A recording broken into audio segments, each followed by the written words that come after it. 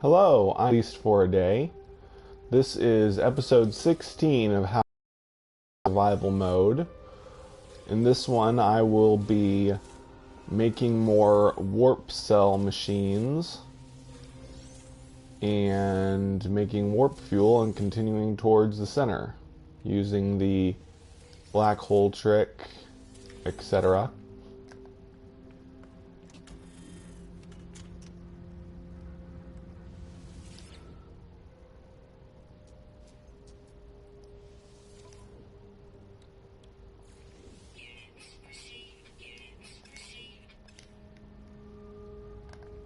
Hello?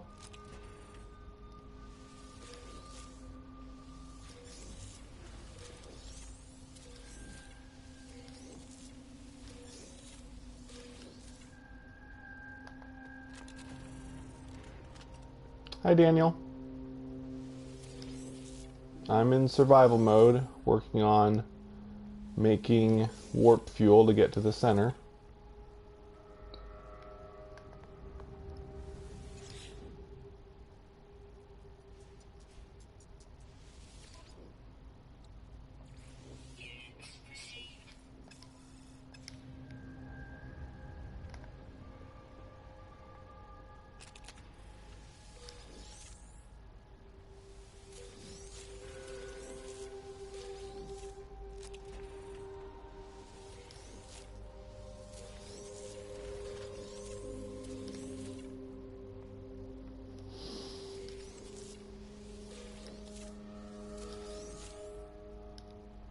I think I'm about 130,000 light years away from the center.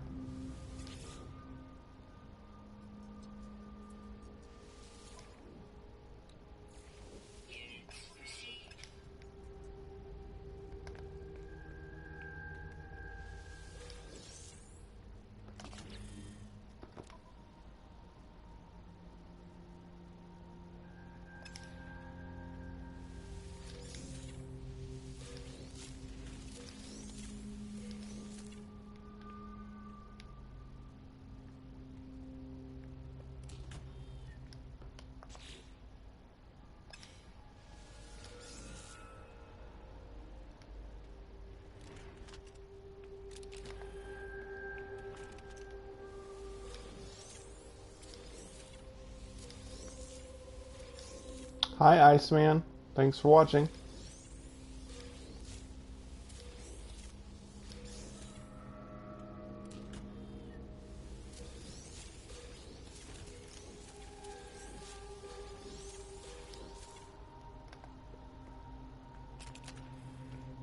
I'm just working on making more warp fuel. Well, I'm picking the stuff in my garden real quick, then I'm going to work on making more warp cell machines, like those things over there, so that I can get more warp fuel and continue on towards the center of the galaxy in the survival mode. Hi, Daniel King. Thanks for watching.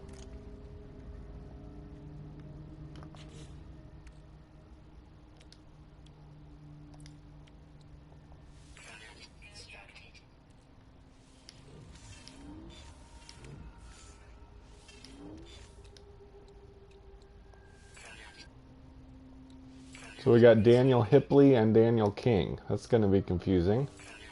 I guess I'll call you Hipley and King, respectively.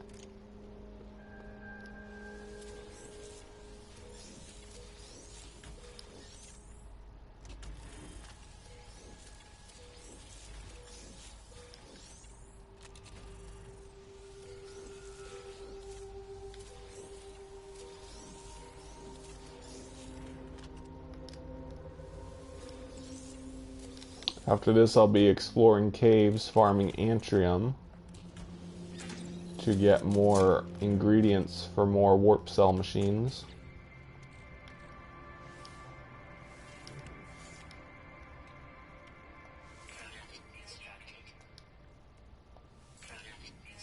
That's cool.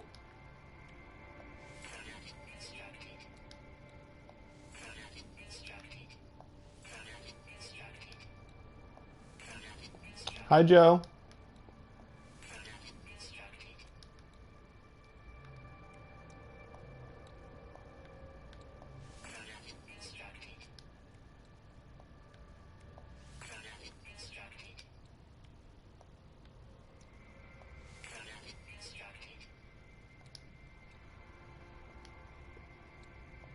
That's not bad.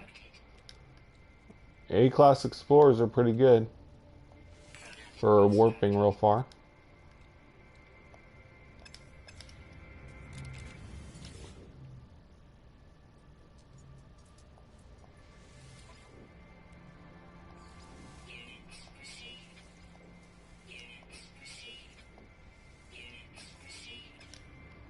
Okay. Don't think any of my warp cell machines are ready, so I'm gonna go make another one. Get stuff to make another one. And then they might be ready. We'll see.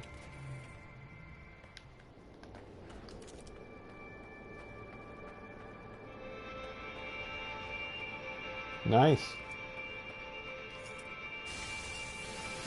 In the Spacing Guild website, we have the coordinates for a crashed S rank explorer with 29 slots, but it's in the Galactic Hub area, so you have to go there to find it.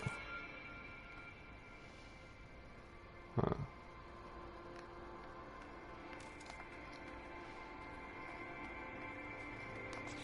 I need 500 antrium. Oh. Looks like I need iron. Nah. I got enough iron. Whoops.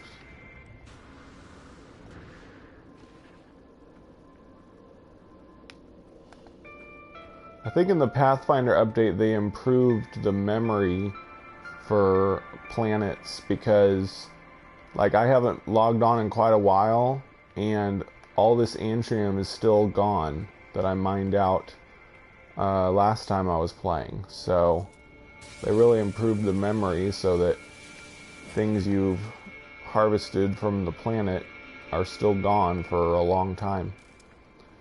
Especially on your home planet, I guess.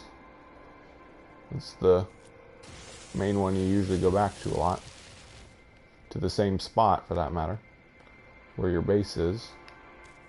Hello, Joshua. Thanks for watching.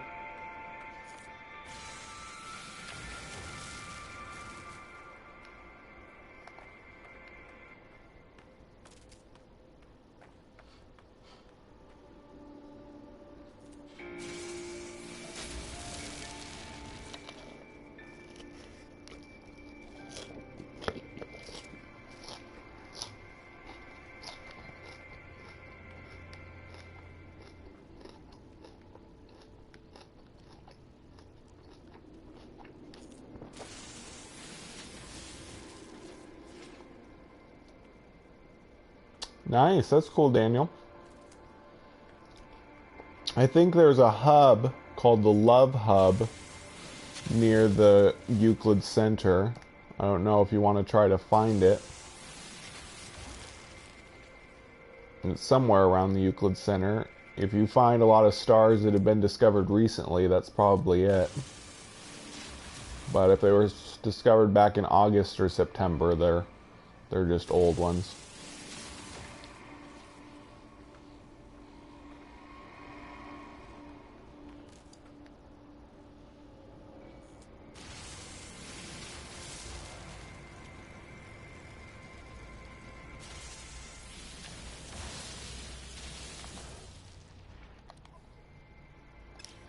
I kind of like mining antrium. It's like going on a treasure hunt. Hunting for these little glowing flowers to collect.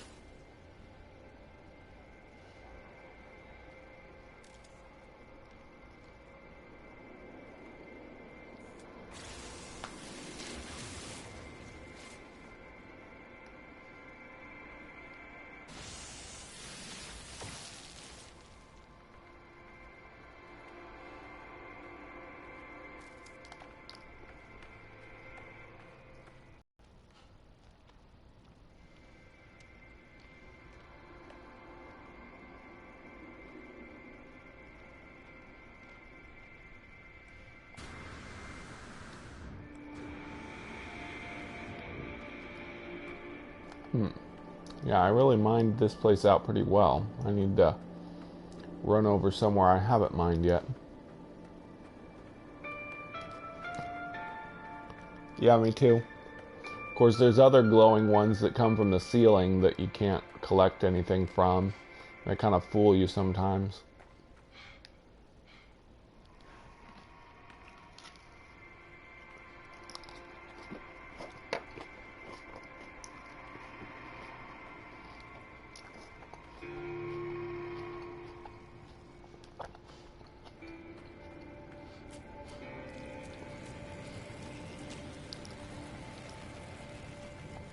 Uh-oh, storm.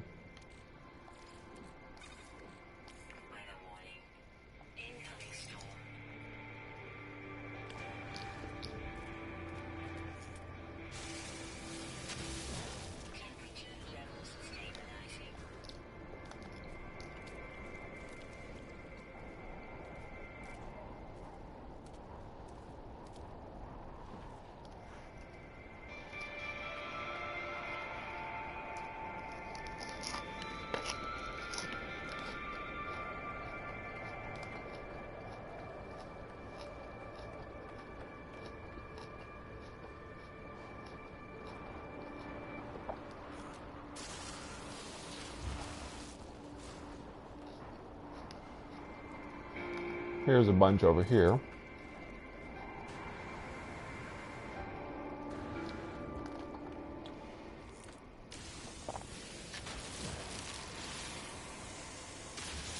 You have a bug in your game because every time you scan 100% of creatures, my number in my journey won't go higher. Do you upload the bonus money? After you scan 100% of the creatures, you have to press X and hold on this button below the creatures, and you collect a bunch of bonus money, and then it increases your milestone. So make sure you take the bonus money, or it won't give you anything. Are you doing that? If you are doing that, okay, so you didn't know about that. Yep.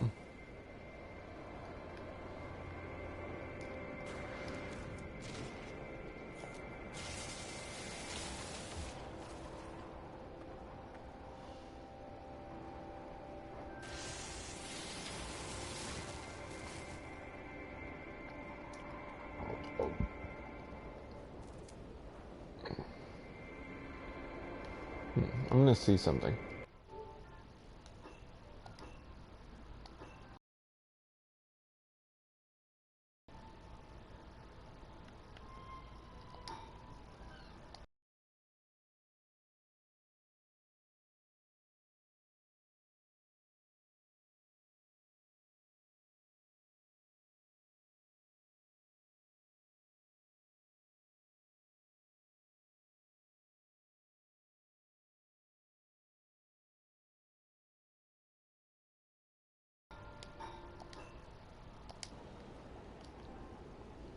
There we go. Hi, Bo. Okay. I see a glow, but I don't know where it's coming from. There it is.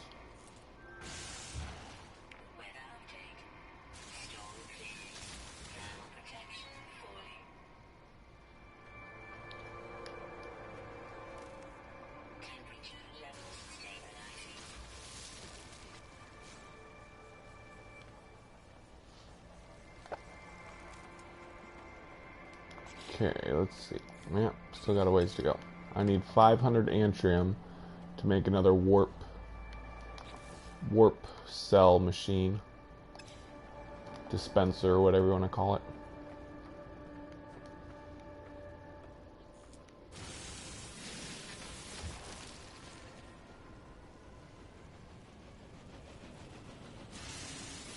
I like this home planet I chose for survival mode.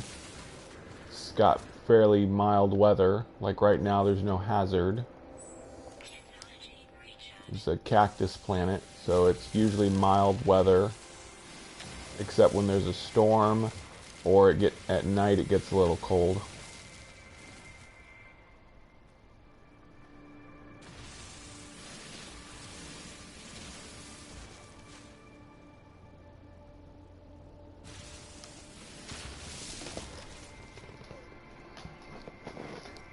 Daniel, you got to send me that in a message because I'm not going to be able to read these.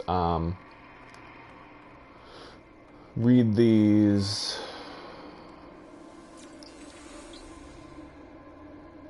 Is that your normal mode base?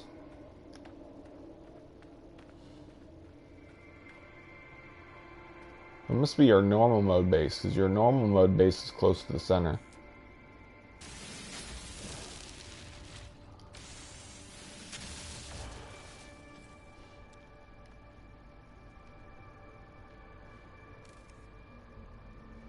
Hi, Jacob. Well, it's 7 p.m. on the... No. It's 8 p.m. on the East Coast, so it depends on what time zone they're in. I should go in that cave, not out here. There's a lot more inside the cave. Wait. Yeah.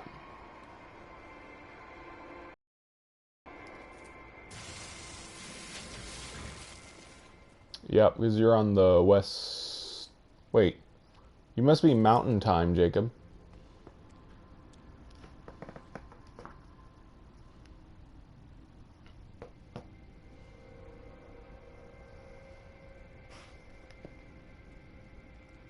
Oh, you're talking about someone else's home base, Daniel? Well, that's cool. Tennessee. Sorry. I have the secretary at my school is from Tennessee. I'm from Tennessee. That's how she talks.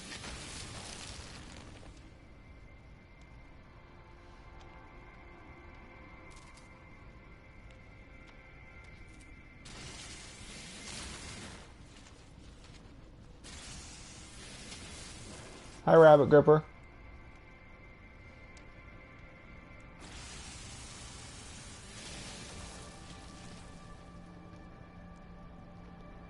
I'm from Kansas.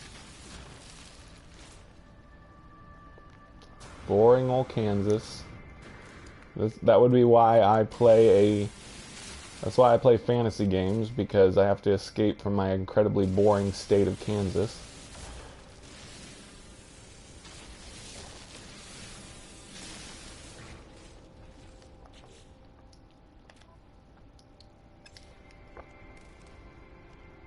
Oh, so you have a East Coast accent?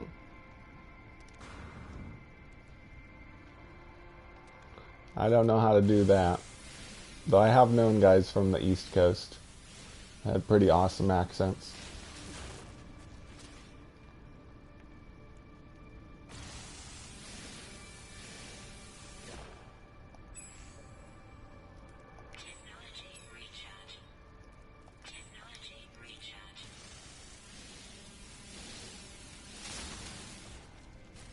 Yep. But it's home. I'd rather play a game about exciting places than travel and risk my actual life.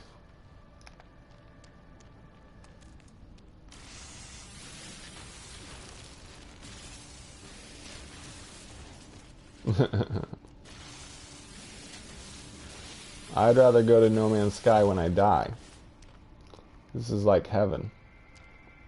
Even in survival mode.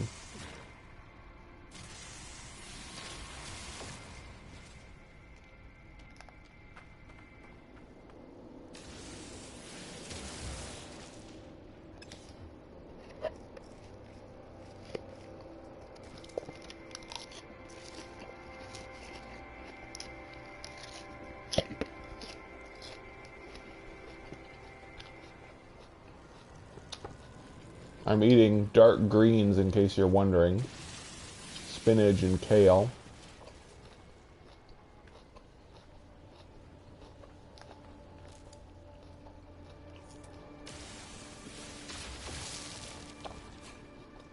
I'm diabetic, so I have to eat real healthy.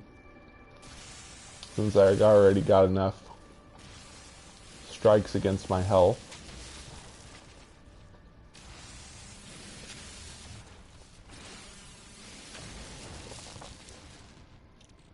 Let's see, we're getting there.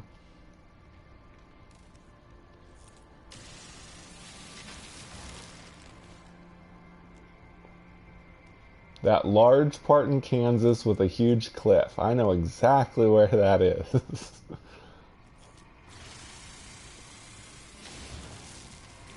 Where you can look down and see all the traffic. Yep, I'm writing this down. I can find exactly where you're talking about based on that information. I'm teasing you.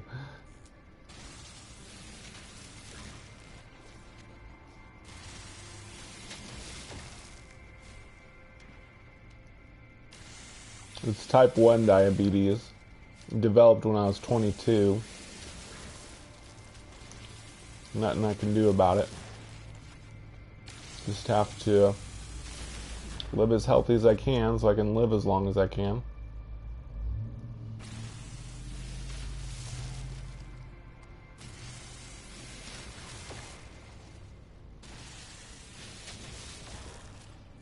Not that sitting around playing video games all the time is very healthy. But I do walk to the health food store now and then to buy some food. And of course I have my job, which keeps me on my feet a lot.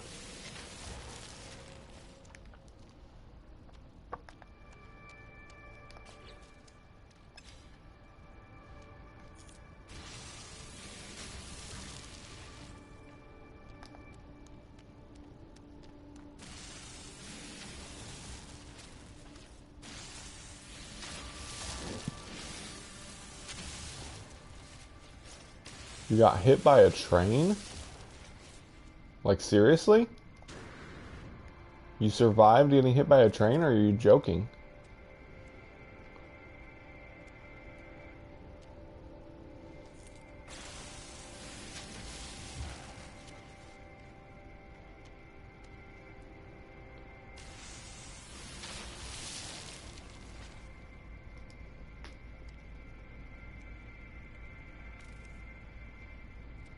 Yep, just don't go out in the rain or you'll melt.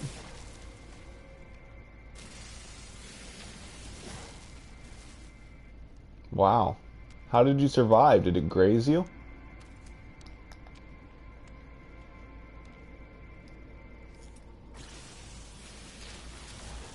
Because if it hit you full on, unless it was going like super slow, there's like no way you could survive it.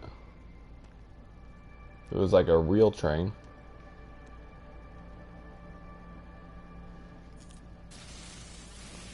Well, this is the right one that the atrium is hidden in. Antrium, whatever. Yep, I got it right. Woohoo! Let's see, I already go this way? It's already mined. Starting to run out of atrium in all the caves around my base, because I keep mining it out. Making warp cell dispensers. Almost done. Just gotta finish this stack.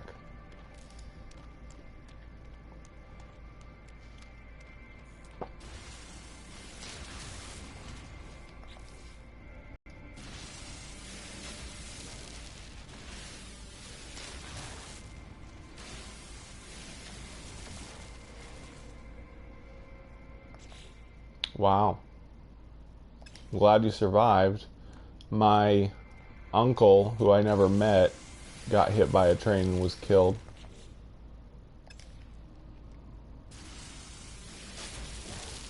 My father's brother would have been my Uncle Terry, but I never got to meet him.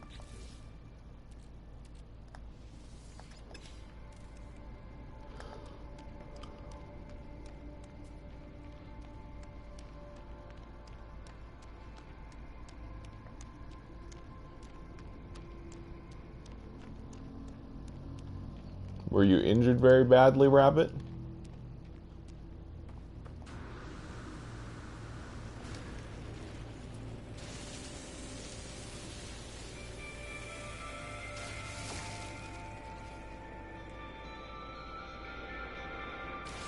Man.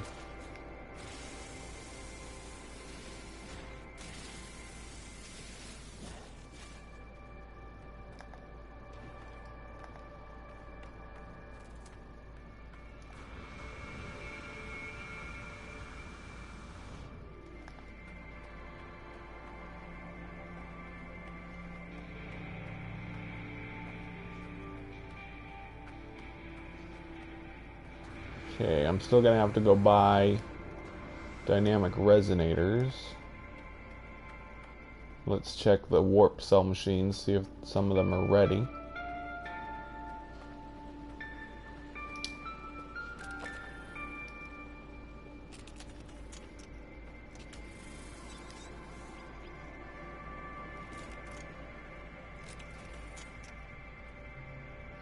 TBI? Like it damaged your head or something?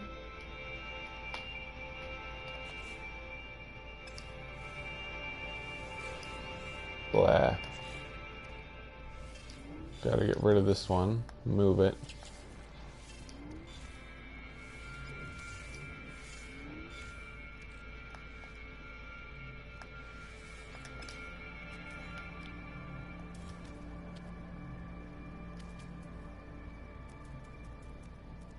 Don't want suspension fluid.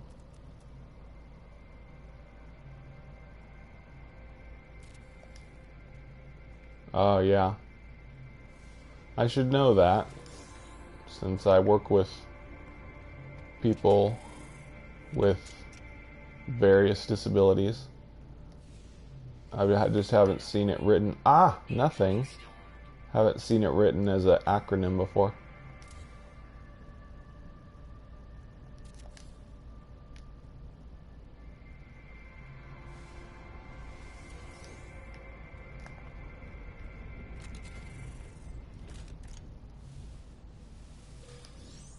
Yay. Some of these are getting good. Yay.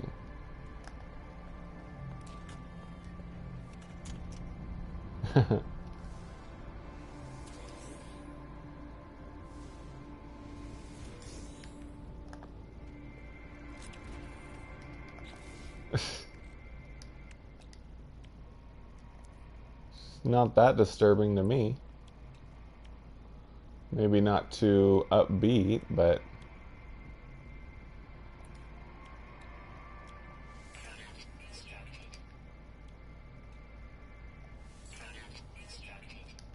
uh-oh, what am I out? Oh, darn, I'm out of zinc. Or am I just not close enough to my ship? No, I guess I gotta kill some sentinels. Here, robot. Ah, stupid storm.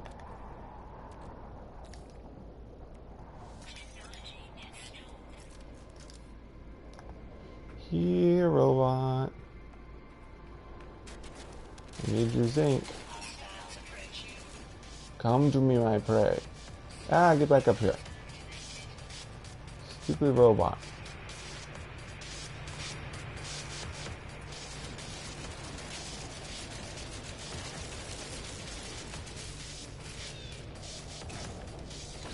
I'll just fire grenades at the ground till I hit you. There we go.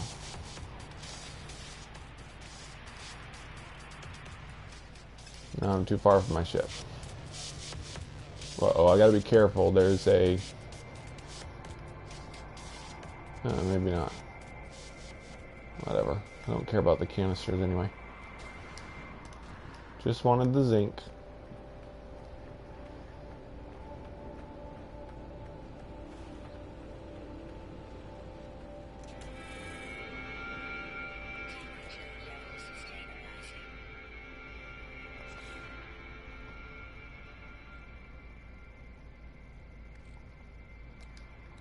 There we go.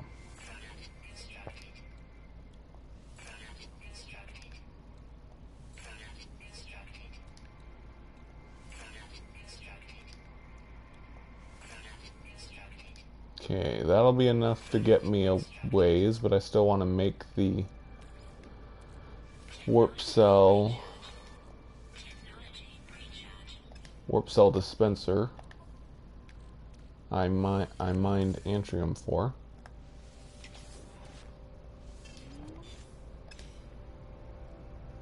So let's go grab some dynamic resonators.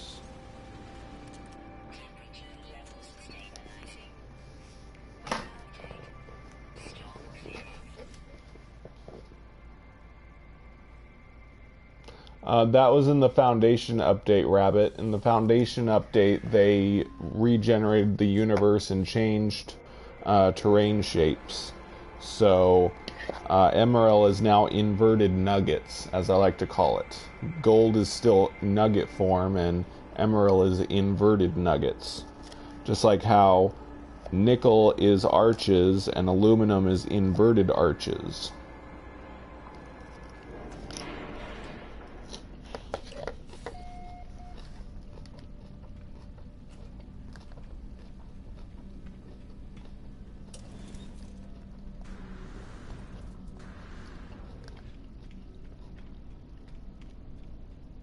I just need 2 dynamic resonators.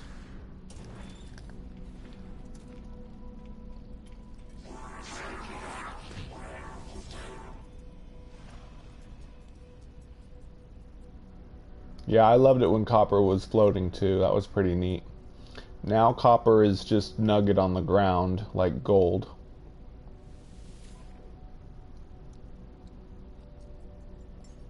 There we go.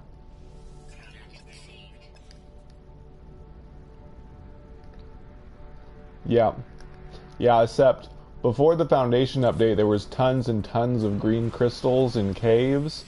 Now it's like you're lucky to find 1 green crystal on an entire planet.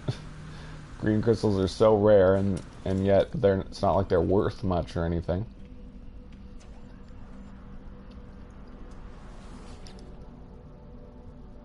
I hope next time they regenerate the universe, they increase green crystals a little bit, so they actually have a reason to exist again.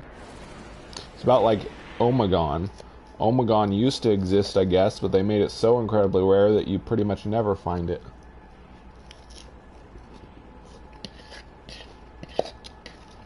Someone claimed that they found Omegon after, updates and stuff, but I kind of don't believe it.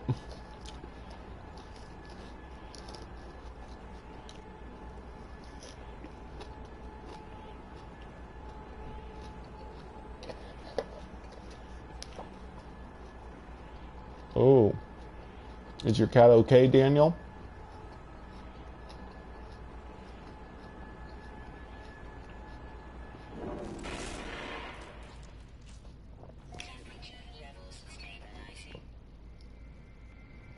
Okay, so now I just need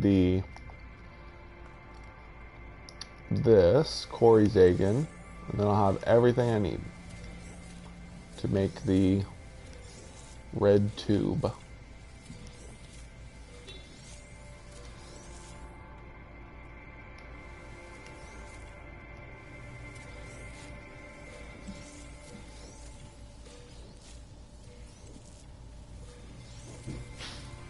Okay, well at least he's still alive. Hi.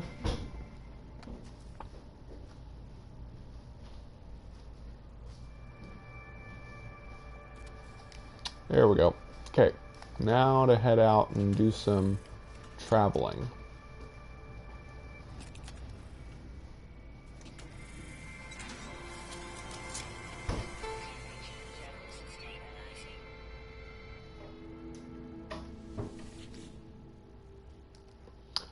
Oh, hey, Big Bill. Good to see you.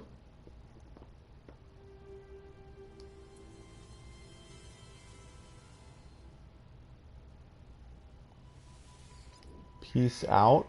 So I guess you're leaving already?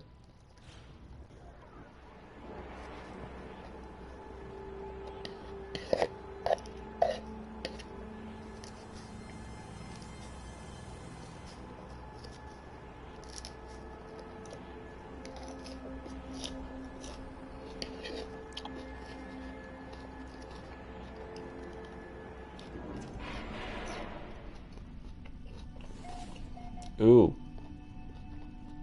Well, that is sad. Okay. Yeah, I wish you would play No Man's Sky more, Bill. And maybe do more of the retro games videos. I really liked those.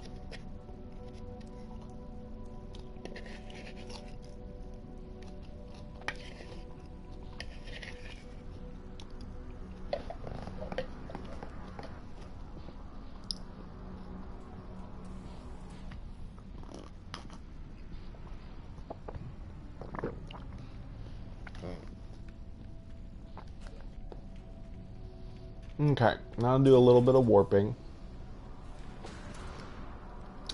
with the black hole trick.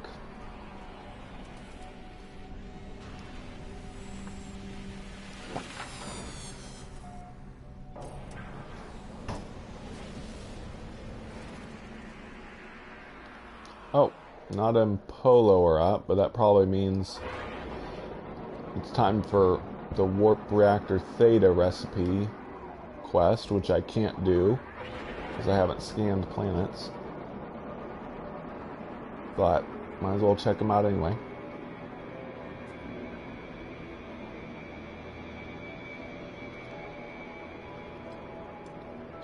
Cool. Yeah, I heard Breath of the Wild was pretty good.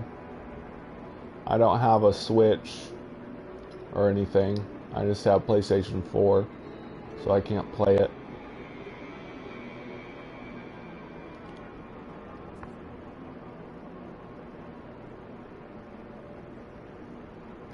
What am I doing?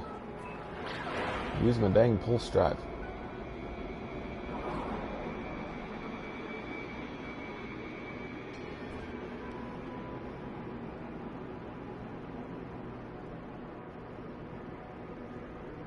It's coffee, King. I know it's pretty late, but I thought I'd stay up and live stream for a bit, so I made some coffee. Okay.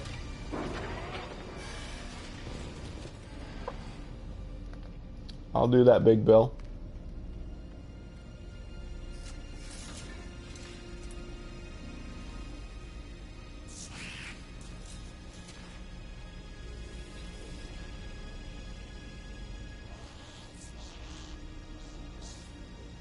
Yep.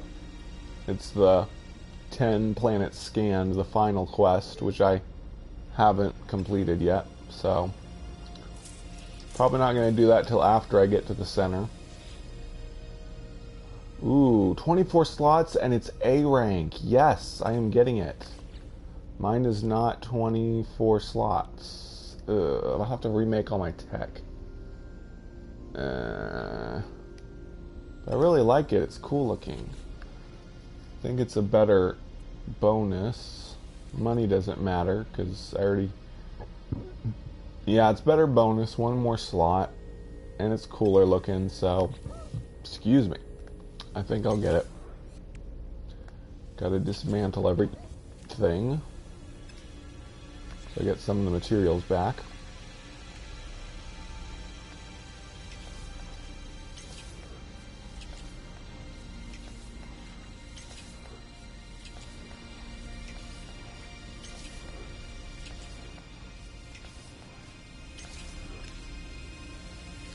Okay, experiment. I wish it really was an experimental one, but it's just a rifle.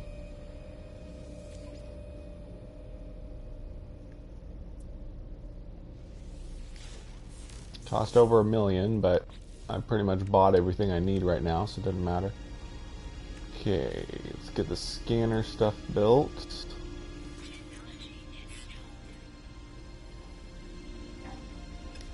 I think I'll put it here. Then the mining laser stuff.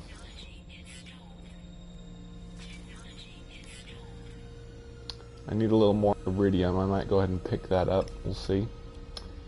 And let's build some bolt caster. Rapid fire. And no, don't want ricochet. And I'll just forget the rest. I should be good. See if Nada has anything for me. Probably not.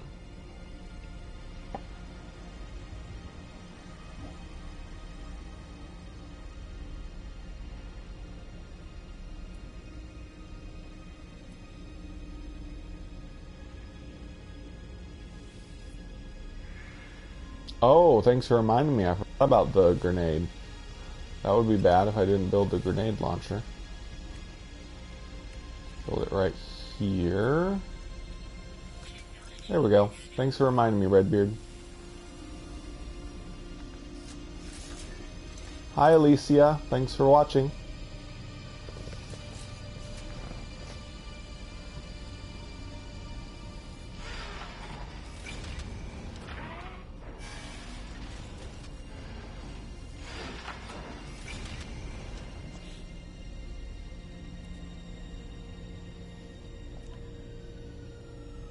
Okay, I think I'll see if there's any iridium on this planet so I can make the last mining upgrade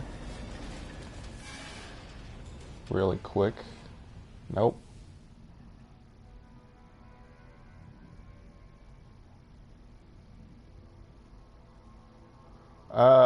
My real name is close to Mac, so good enough.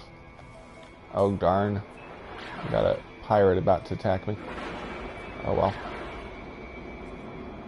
I prefer Mac. My real name is boring, so I like Mac better. So call me Mac.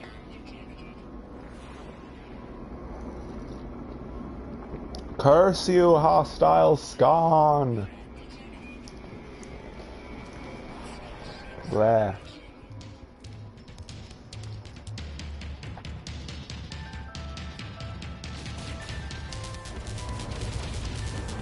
Watch, it's just one guy, but I bet he's still gonna get through my shield.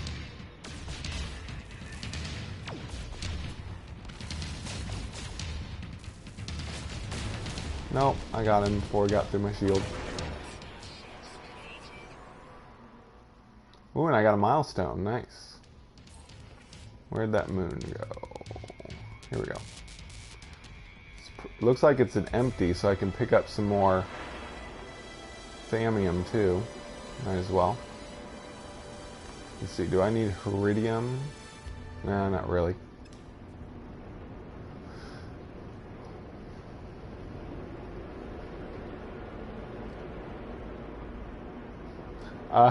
My YouTube name is a pretty long story that I don't really want to go into all of the long story, but long story short, Michael Faraday was the man who discovered, oh darn, I was supposed to find iridium.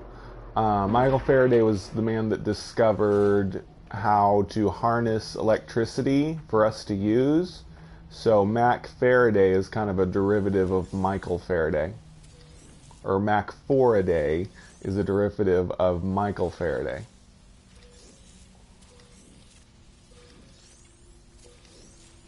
Without Michael Faraday, we wouldn't have any of these wonderful technologies because we wouldn't have anything to power it with.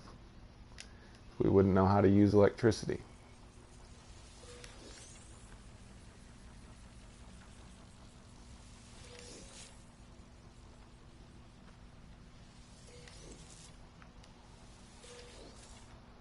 I hate it when they're so close together that you can't hardly select them all. That's cool.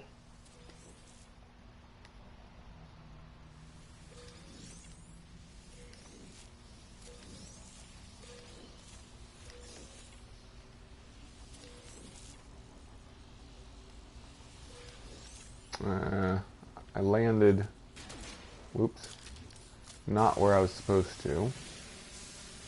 You know what? It's all your fault, Sentinel. Die! Whoops. How about if I aim a little more? I need your zinc. Die for me.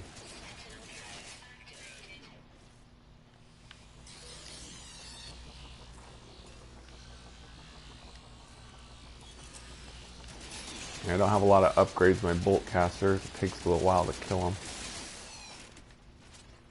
Okay, so I stupidly landed before I found... Ah, there's some iridium. Yay. Wait, is it?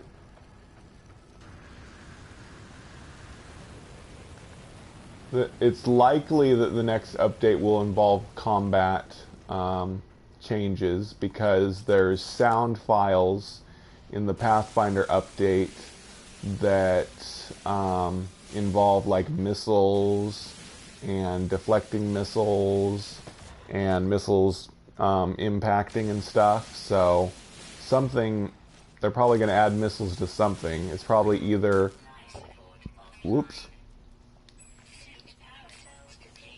Well, there's three things that could be adding missiles to. It could be to the vehicles, which we kind of need land deformation for the vehicles, or it could be a new weapon for the ship, or with the one I'm really hoping it is freighters.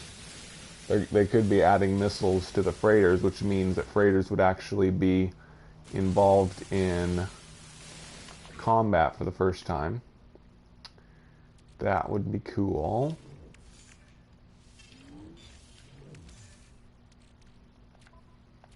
Okay, last.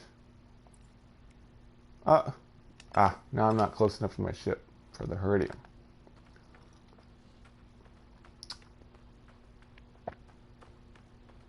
Yeah, I would use the Blaze Javelin, but I don't have any upgrades for it. So I'm just going cheap and using Boltcaster for now, since the new multi-tool I just bought had upgrades for it already in. Oh, come on. Away.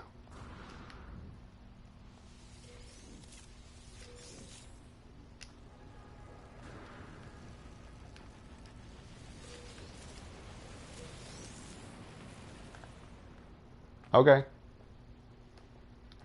That sounds good. I'd like to see more gameplay of Breath of the Wind.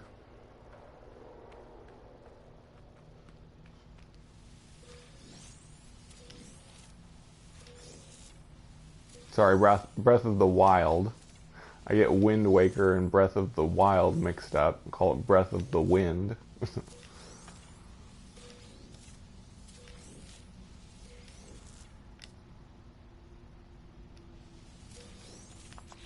Okay, now, all done. If I wanted to make the Blaze Javelin, I would need copper and aluminum, but I'm just going to be lazy for now and just use that stuff. Another thing in the Pathfinder files is, man, there's stuff all over I'm missing. File for freighter warp, so that makes me think more likely that the missiles are for your freighter, because they might be adding warping to freighters and missiles. That would be awesome. If they just added a whole bunch of cool stuff for freighters in the next update, I'd be happy. Freighter warping, freighter missiles, freighters in battles. That would be pretty cool. Okay, let's get this show on the road.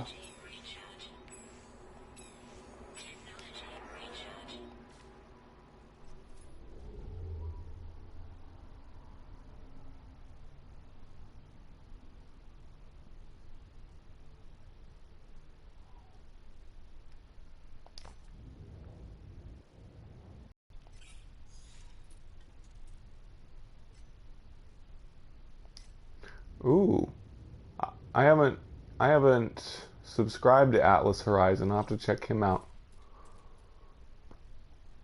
I'm trying to subscribe for pretty much all the YouTubers that do a lot of No Man's Sky videos. Here we go.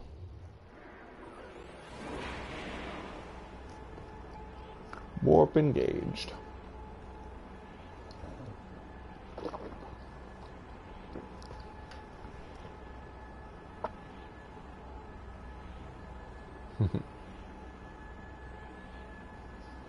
Eight-bit Ryan, huh? Haven't heard of him either. Hi, Massive Dynamic.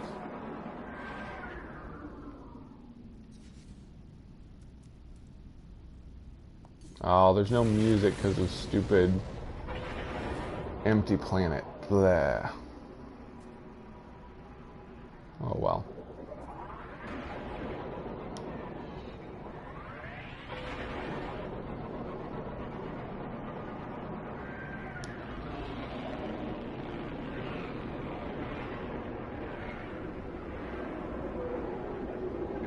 That's an interesting idea, Redbeard. One thing I'd like to see is freighter sharing, where if you have a home base and a freighter, then if somebody visits your system where your base is, your freighter will be there too, and they can go inside and check out your freighter base. What am I doing? Oh yeah, switching to my dummy ship.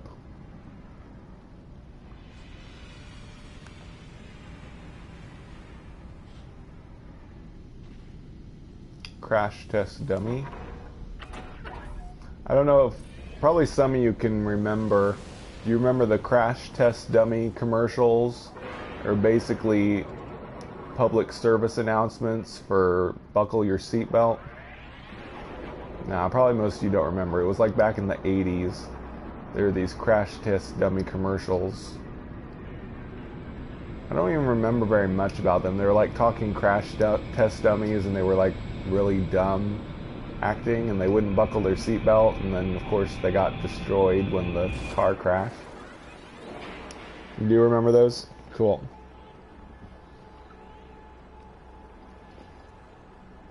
I guess this ship is named after them. It's one of those random memories from my childhood. Well, of course you remember crash test dummies since they still exist, but whether you actually saw the commercials with them in it, who knows?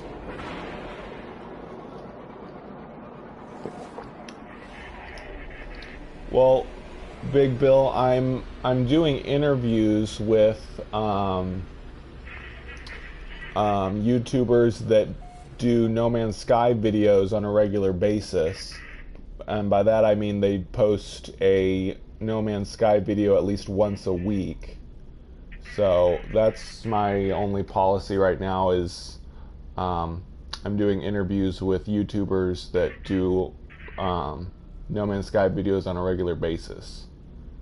So that's my deal. I don't really want to do that. Yes, I do. I'm doing the space battle so I can get more warp fuel. Do I have enough? I don't have enough iron. Oh man, what happened to all my iron? Never mind. Can't do the space battle. I need to run back to my base and get more iron.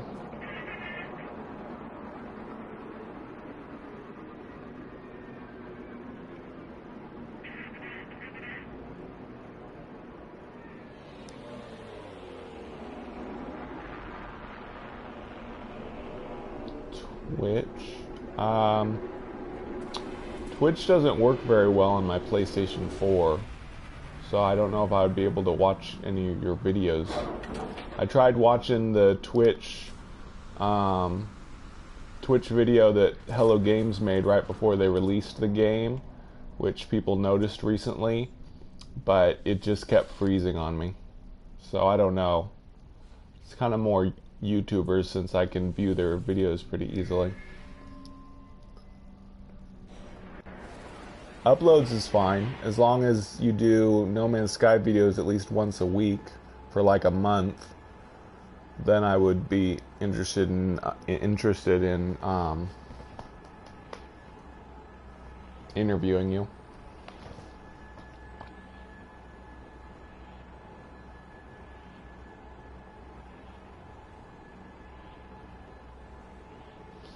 Well, I don't get bored just doing one game. Okay, I do sometimes, but I still play No Man's Sky pretty much every day.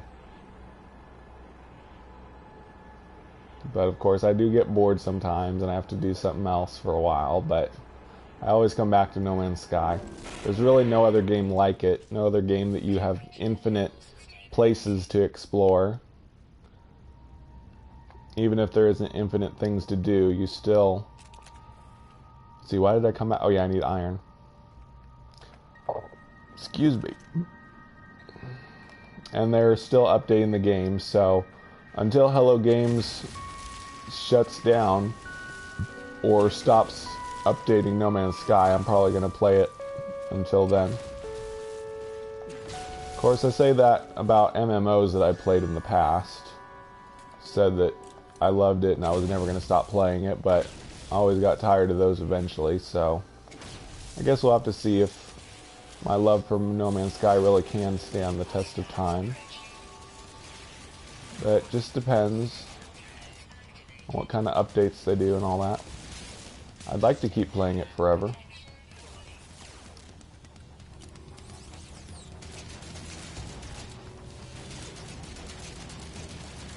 Die, artificial life form.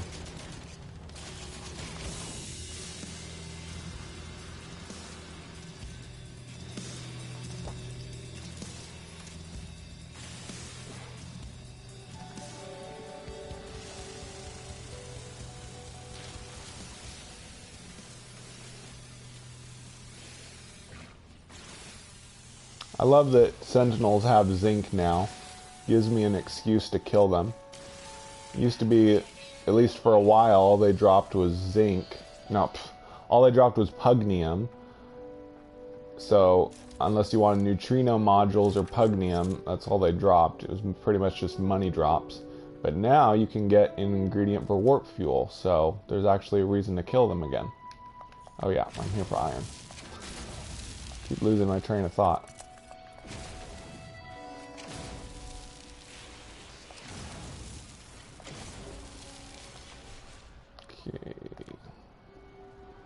Oh, darn it.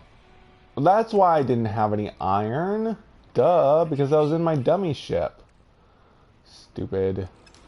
I do have iron, just not in my dummy ship. Well, you know what? It's not like I'm ever going to... I guess I should have some backup iron in my dummy ship, just in case. Wasn't thinking.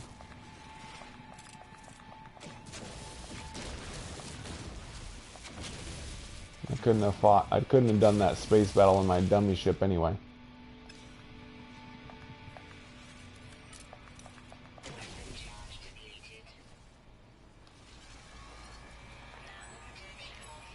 Ah, stupid. No. Oh, good. Just became daytime.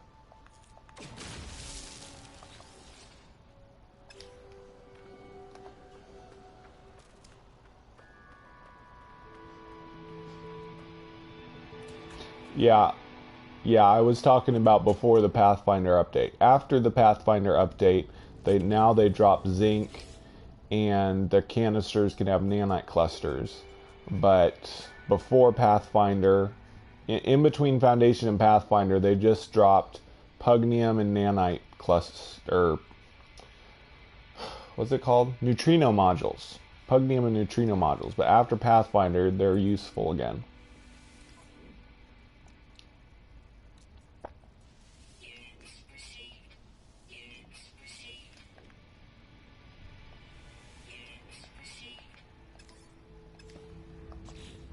Okay, see you, Big Bill.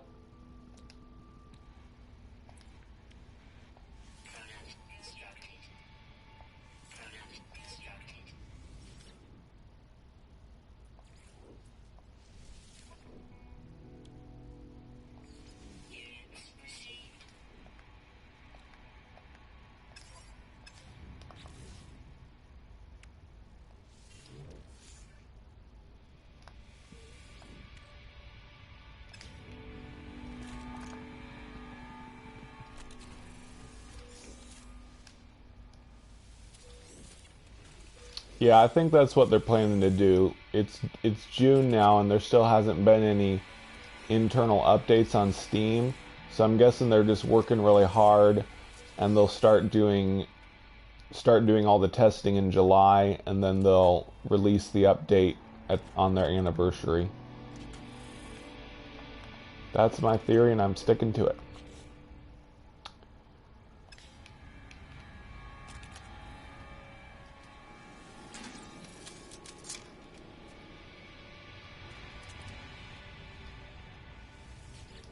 They sometimes would?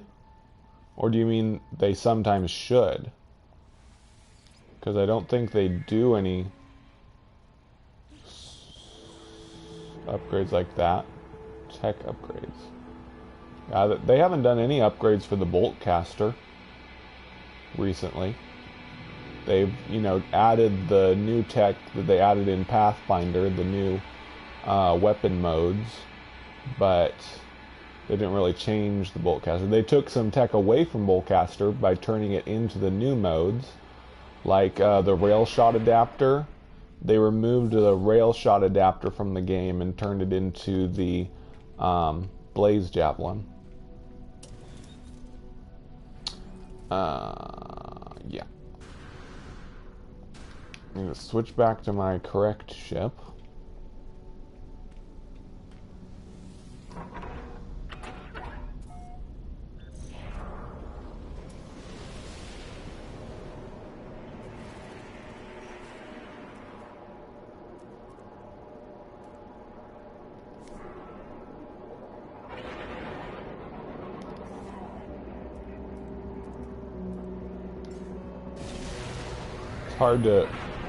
It's hard to resist my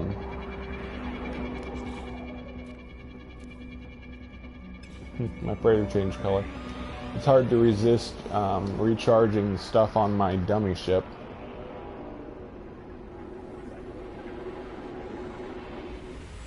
Oh yeah, I see what you're saying, Redbeard. Well, before the Foundation update, they did as well. But yeah, I'm actually glad they took that out. After the Pathfinder update is when they redid how you obtain blueprints in the game. So they took blueprints out of a whole bunch of different stuff. They took them out of Sentinel canisters, the little devices on the wall that used to give you multi-tool upgrades. They mostly took them out of operation centers, but occasionally you can still get a blueprint from operation centers. Occasionally you still get blueprints from aliens, but you usually just get nanites. You no longer get tech upgrades at the Atlas interfaces. The circles on the floor used to give them to you, but not anymore. And Polo no longer sells different grades. He only gives you the milestone rewards. There's probably some other sources of blueprints they've taken out that I'm not thinking of. And not to mention the fact that they also pretty much lowered the level that you can get blueprints from in the field. Like basically you don't get anything over Sigma from aliens, crashed ships, or nada. All of those just have Sigma level upgrades. You have to get the higher upgrades from the nanite traders.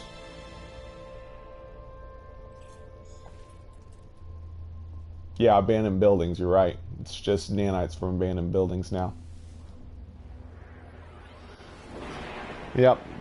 Pathfinder seemed like a kind of a small update because they didn't regenerate the universe, but they really did change a lot of little things that some people probably didn't even notice. Besides just the vehicles and base sharing and graphic changes, they also did a lot of little things like that, changing all the ways that we obtain blueprints and all that.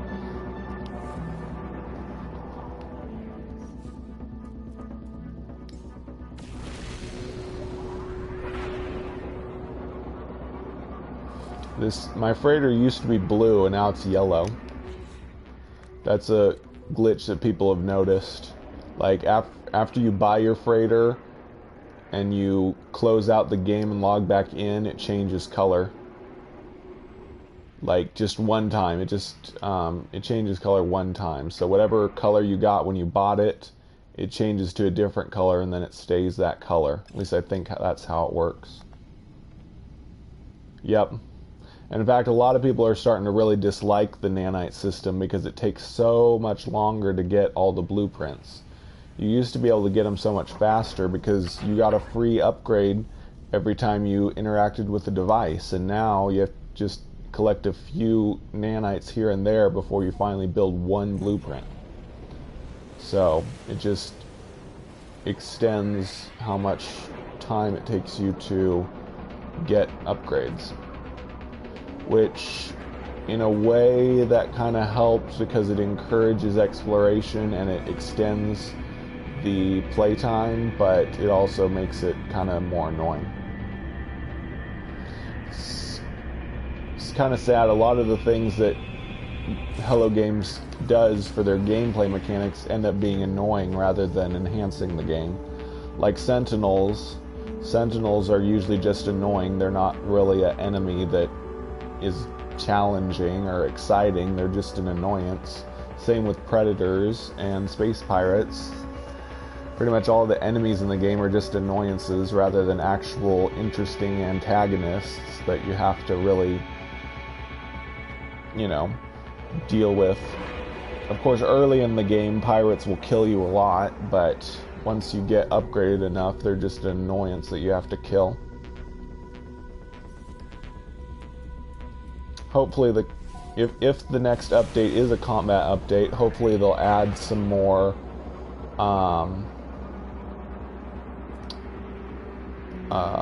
you know, difficult enemies. There's not much point in adding more combat abilities without adding more difficult enemies. So if it is really a combat update, they'll add more enemies, not just more weapons like they did in the Pathfinder update. They gave us a ton of more new weapons, but they didn't give us any new enemies to kill with them, so it kind of makes it a little pointless. It's just something to collect, not really something that you need. But now I'm being complainy. But it's just a discussion about issues, I suppose.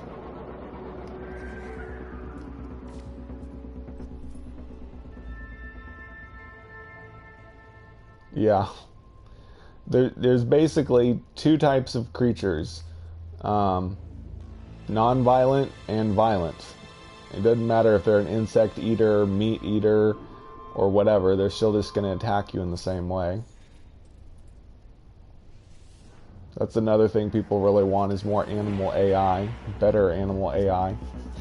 The idea I have for animal AI is friendly creatures should be split up in groups and not just run away scared. There should be some that run away scared, but only if they're really small. If they're medium-sized, like around the same size as the player, I think they should have a curious personality, meaning that they will come up to the player and sniff them and check them out, but not attack them or anything. Because it doesn't make sense that a creature that's the same size as you or even bigger than you runs away scared from you. That's stupid. Sure, they would be wary of you, but if they're bigger than you, they're not going to be scared of you. And then, like, big creatures, even if they're not predators, probably should, like, attack you to get you out of their territory or something.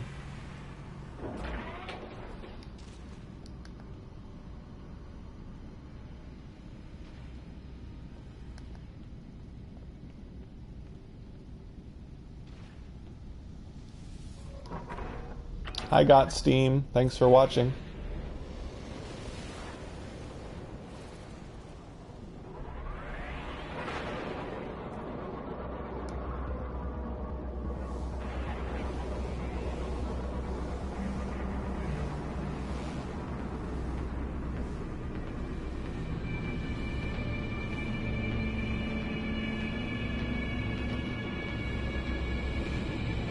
If they were to do a patch to prevent this black hole trick, I'm not sure how they would do it.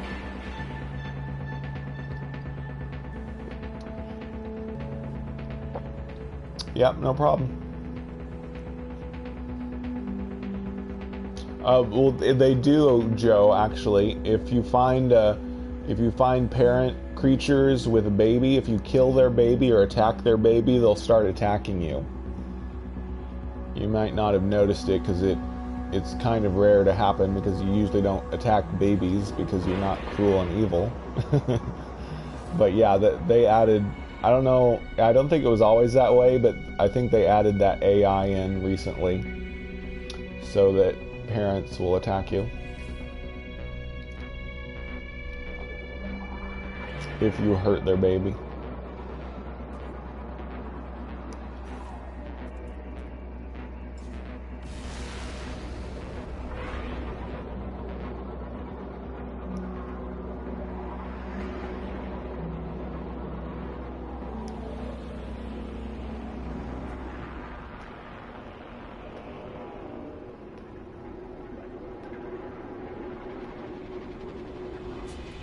Yep, and elephants especially will you know, kill you if they think you're a threat.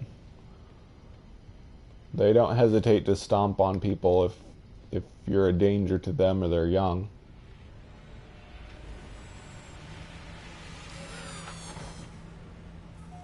And I have had some really large megafauna attack me back if I shoot them with my laser. So they've got a slight AI there, but doesn't make the animal too much more interesting.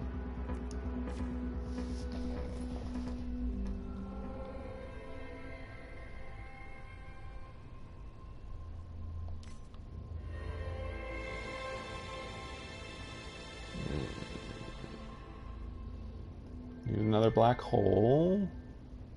Here we go. This is probably too far. Nope. Yay. Welcome back, Alicia.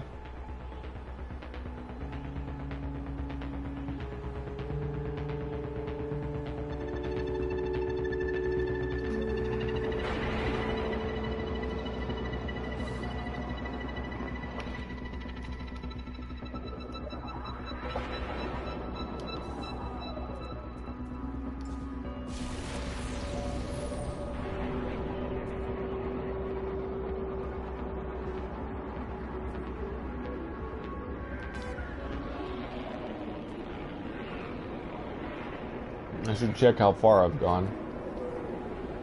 Wonder if I'm under 130,000 yet.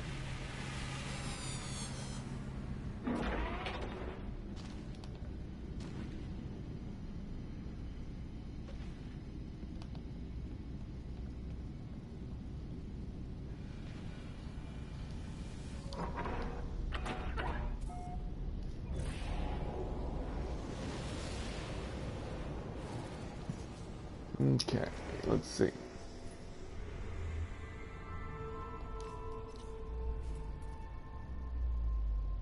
Oh, I'm almost under 130,000. So this black hole should take me under. That's good.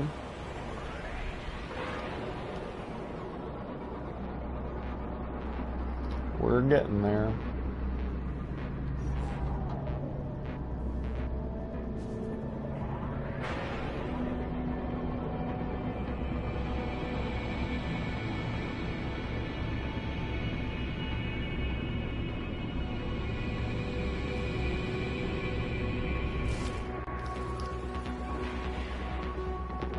It better take me under 130,000.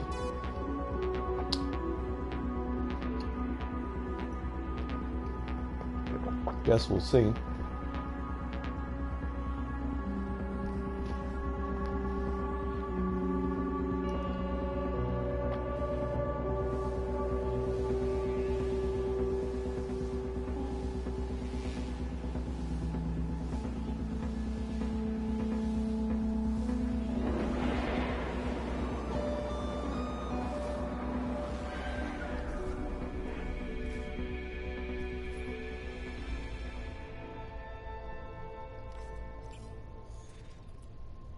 Yep, under 130,000.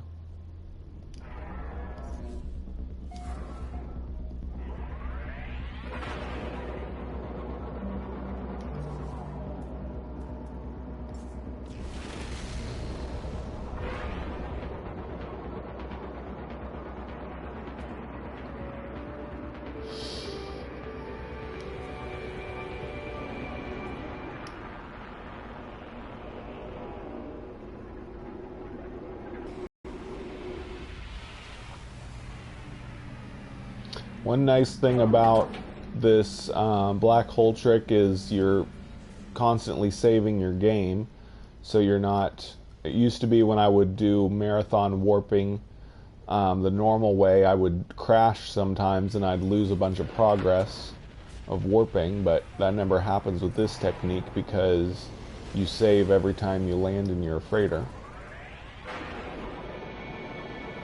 That's the black hole trick, Redbeard. I'm using a dummy ship. I'll show you in a second. I'm using a dummy ship that doesn't have any tech in it. I did a video about it recently.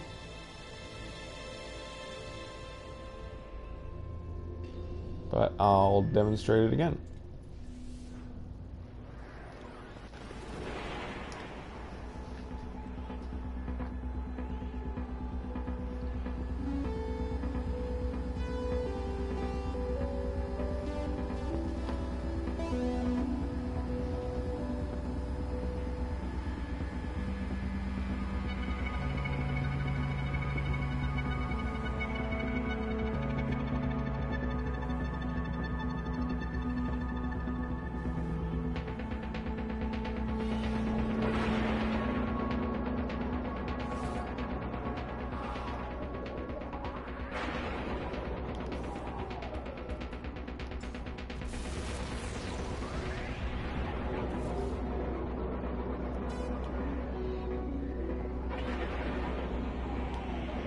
See, I'm landing my good ship into my freighter and switching to my dummy ship.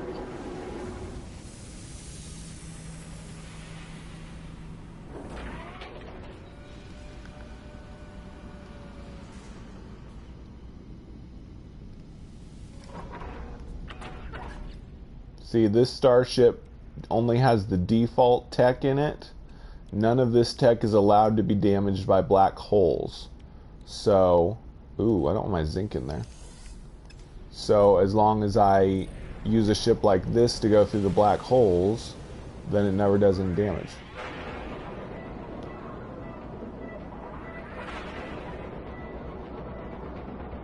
Yep. And this is survival mode I'm in, so normally survival mode would break like 3 or 4 of your ship tech. But using this trick, you don't damage anything at all.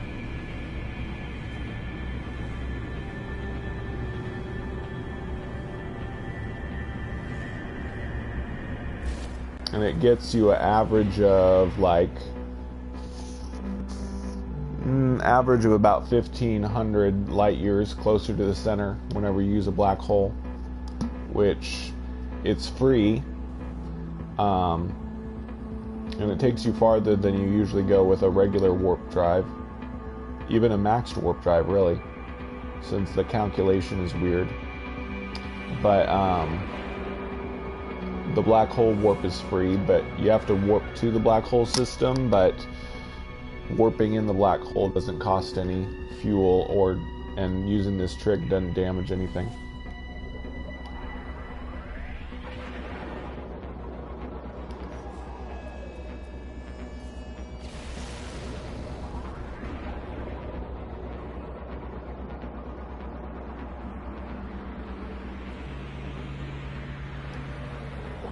It's a trick that became possible in the Pathfinder update because it was when it became possible to have multiple ships. You know, that's another big change they made in Pathfinder. Big, small change. It doesn't seem big, but different ship classes and the ability to buy different ships really makes a big difference. Okay, two more warps. One more normal warp, and then black hole.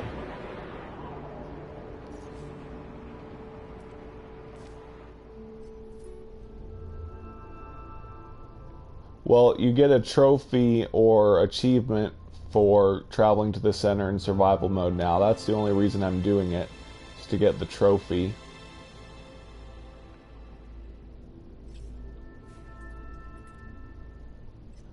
I'm actually going to reload my save after I go through the center and then go back to my base at the outside of the galaxy and then go to the galactic hub in survival mode. Since I'm in the galactic hub in normal mode and creative mode, survival mode will be more or less the completion of the collection, and then I'll start doing my permadeath series.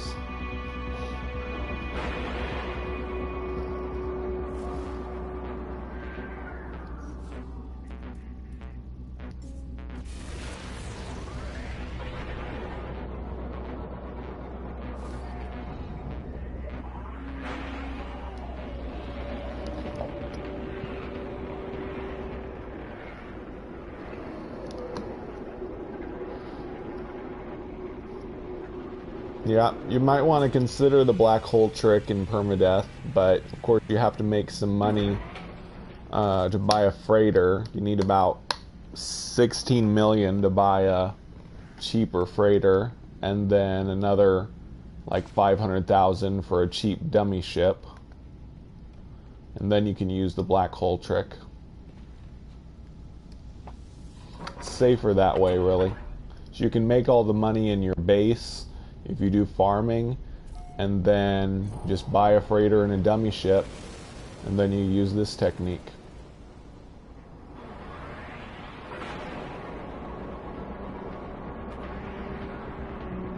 Yeah, it's the kind of early on way to make money, but I make money a lot faster. Well, if you're talking about, yeah, buying it from other ships, I guess that trick works, but I can make a couple million pretty quickly in my base farm.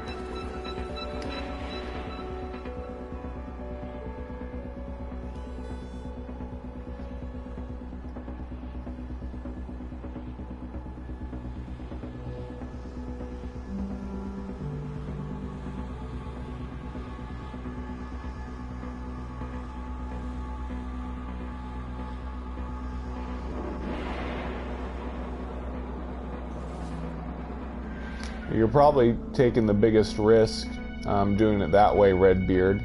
Just traveling without stopping to make a base. But it's up to you how you want to do it. Okay, so I'm out of fuel. So I need to go back to my... Oh, no, not in this thing.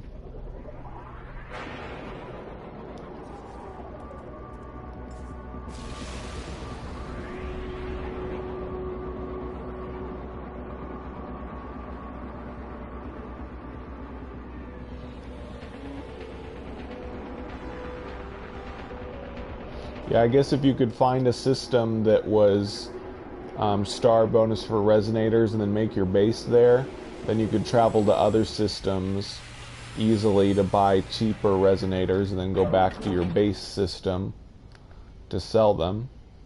That would be a good technique.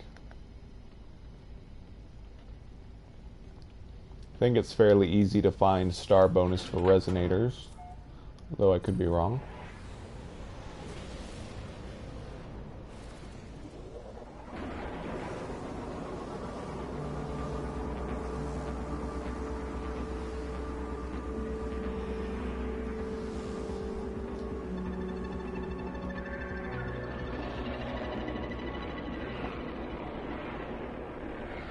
That's really the best thing about having a base, is being able to return to a system easily. System that you like for some reason, such as bonus on the resonator price or whatever.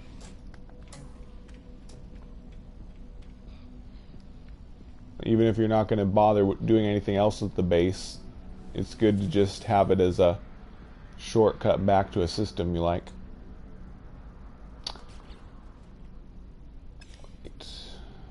Yeah.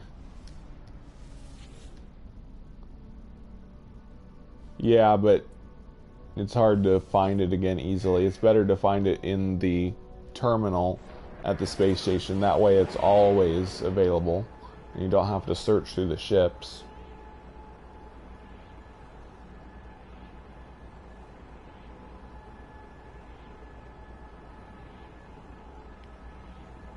Okay, I'll be right back.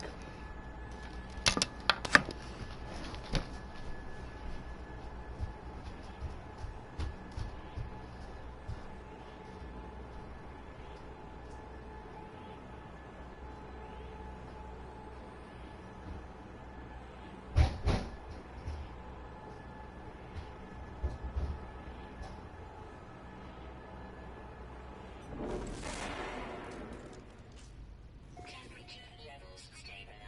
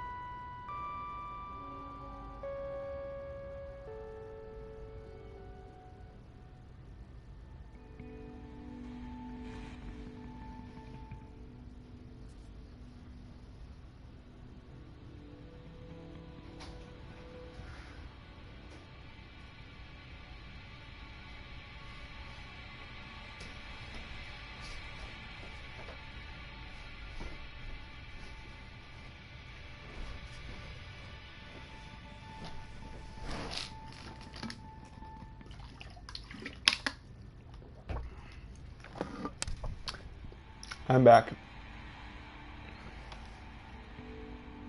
Oh, that's interesting, Redbeard.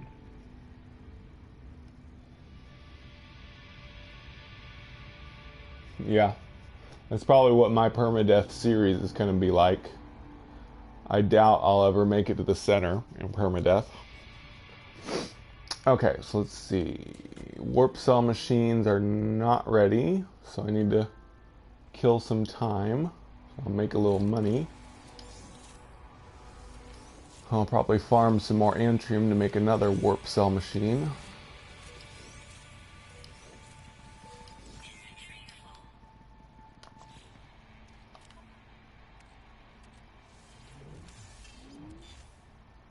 Whoa. I've used up most of my platinum? No, I've got more. I don't even need that platinum.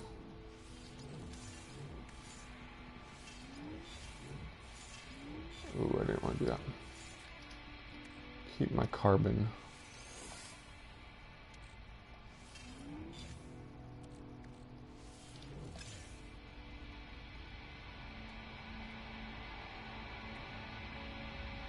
Yeah, there's no explanation for hostile sentinels except for in the Atlas path it tells you that the sentinels are the children of the Atlas, but they are misguided and the Atlas can no longer control them. So I guess some sentinels go haywire on some planets and just start killing everybody that tries to come there, I guess.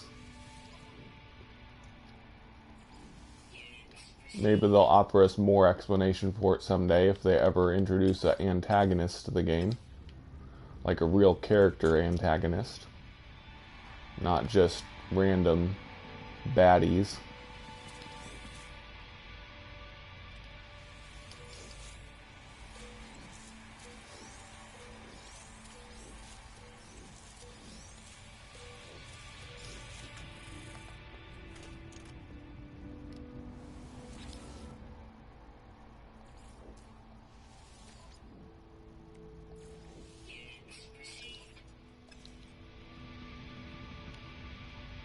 Better in what way? Better just because it looks better, or better for some other reason?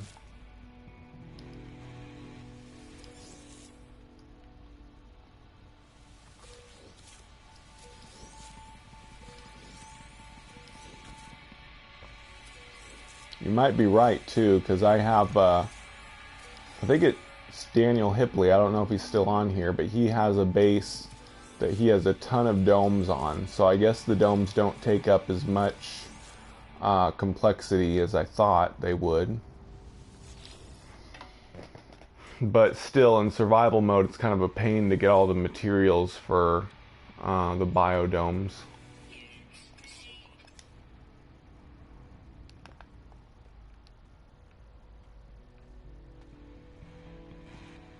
Probably do this next.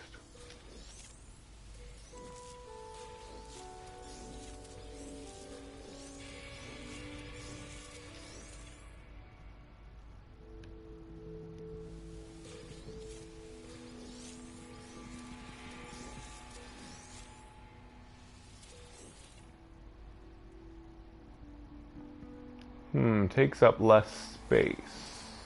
Like if you stack them on top of each other?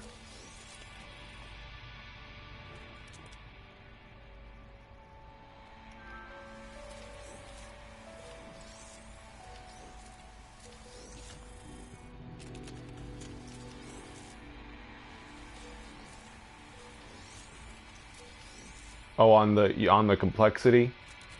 Yeah, probably per the number of plants that you grow in them, they probably do take up less percentage than the number of cubes you would need to grow that many plants. I'd have to test that to be sure, but you might be right about that.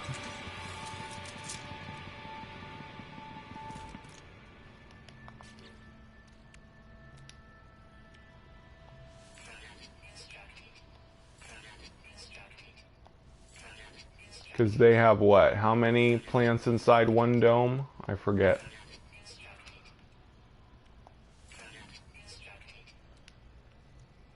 So 13 spaces. Or 15 if you use a ladder to get up to it. That's pretty good. Any idea how much base complexity they take up? Or what points if you use a point system for it?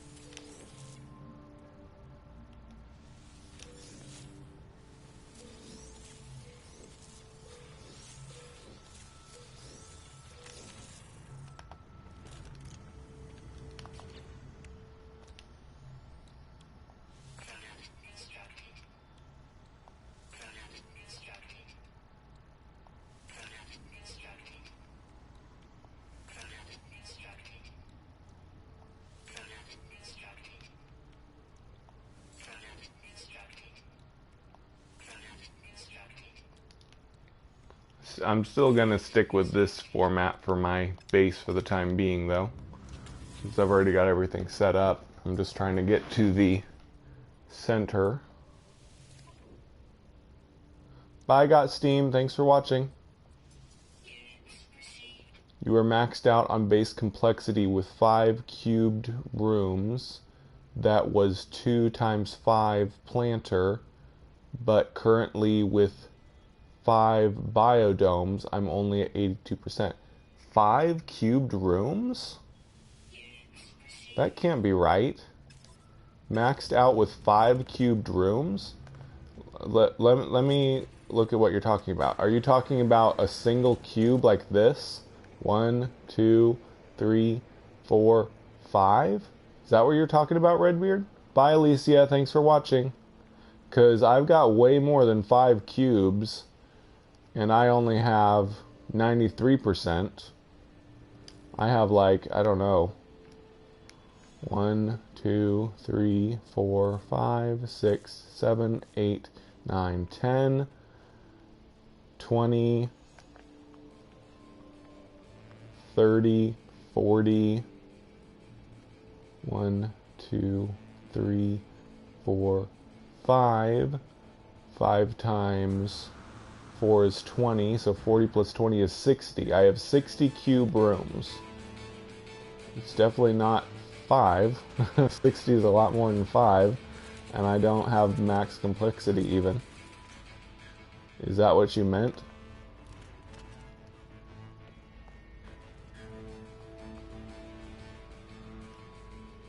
Yeah, that's... But what did you mean by 5 cube rooms? Because I have 60, and I don't have max complexity. Okay, I need to get out there. Ooh, I have tons of iron. And farm some Antria.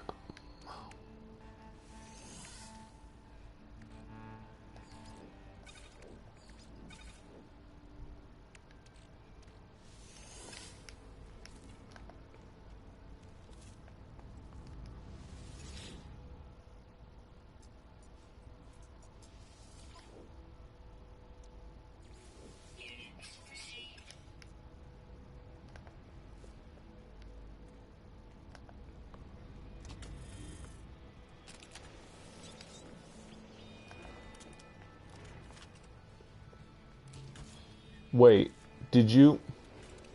You didn't mean this kind of room, did you? Structure...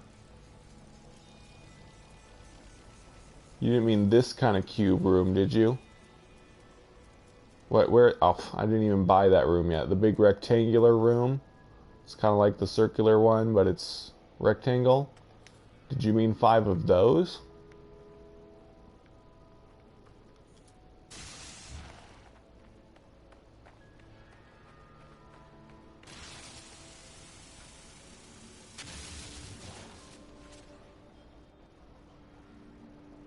Cube rooms that would hold 10 planters.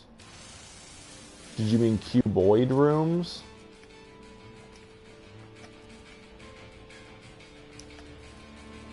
Ah, come on, get on my base.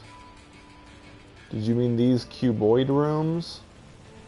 Or do you mean the structure rooms that are rectangular? Let's just go ahead and buy everything on survival mode. I've got extra money now.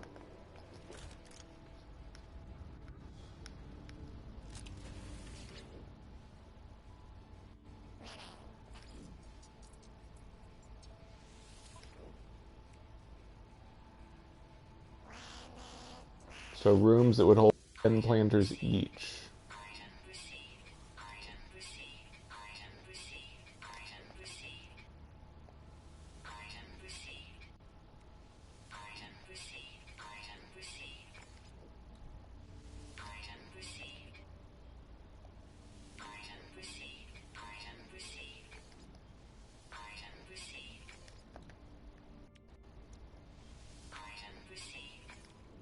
I already have that. Wait, pretty sure I already bought those two.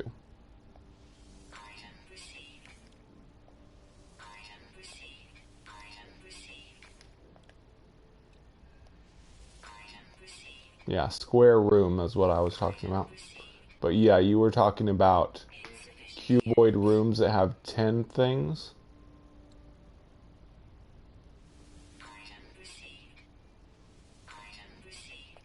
There we go. I already bought those ones.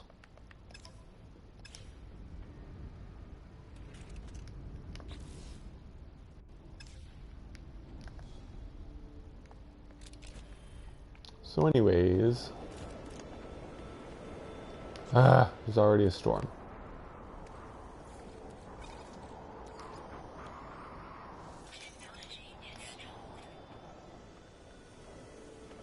Oh, okay. So 5 of those that had 10 cubes in them. Yeah, that's about what I have. I have 60. But I don't have my containers anymore. I put my containers in my freighter. And I don't have anything special like windows or anything.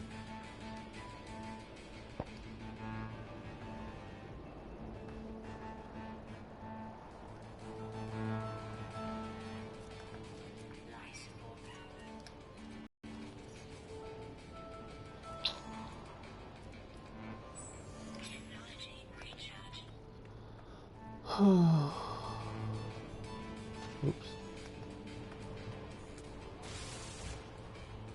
Okay, so I'm getting another 500 antrium to build another warp cell machine.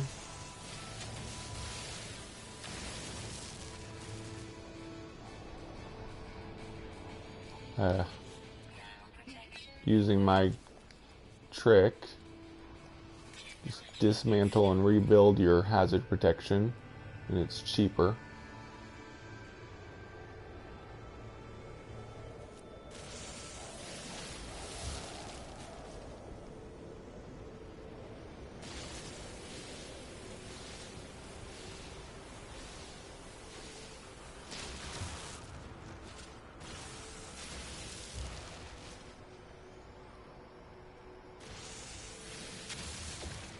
I just don't like having my containers on my planet base because they're just so ugly. And they take up some complexity. But I kind of hate looking at them, so I put them up in my freighter. Then I got portable storage. I can call my freighter to myself whenever I want and get stuff out of my storage.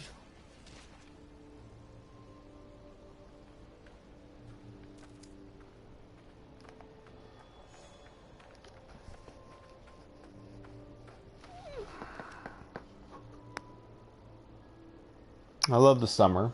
Even though I work summer school, I get Fridays off, so I don't have to go to bed early tonight.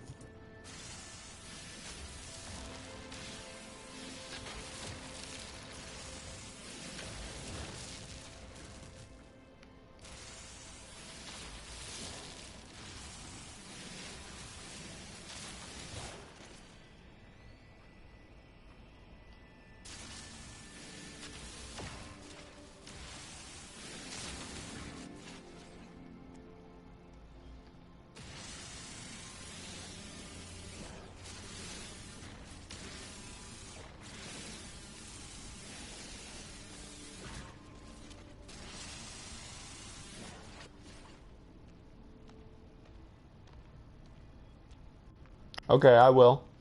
I'll write that down. 44 Redbeard. It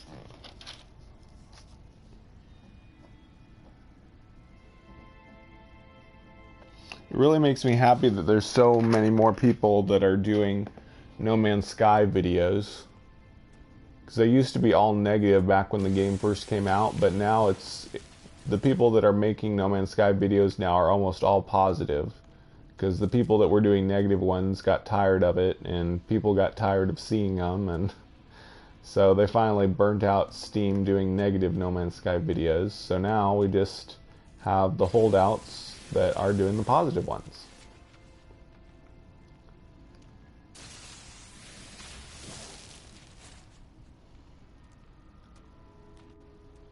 Yeah, it takes a while. It takes longer to make money in survival mode because resources, all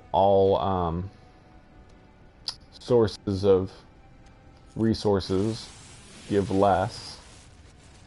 Like this Antrim is only giving me like 5 each instead of 10 or 11 like it does in normal mode. So it takes me longer to get 2 stacks of it.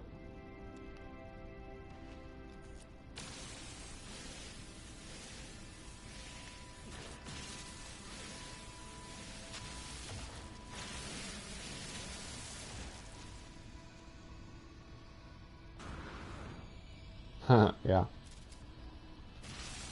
I've been playing since the end of August, but I have taken small breaks here and there to play something else for a while. But I usually get bored of other games pretty quickly and come back to No Man's Sky.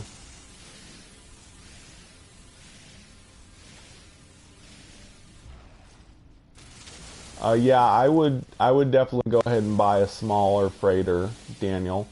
Um,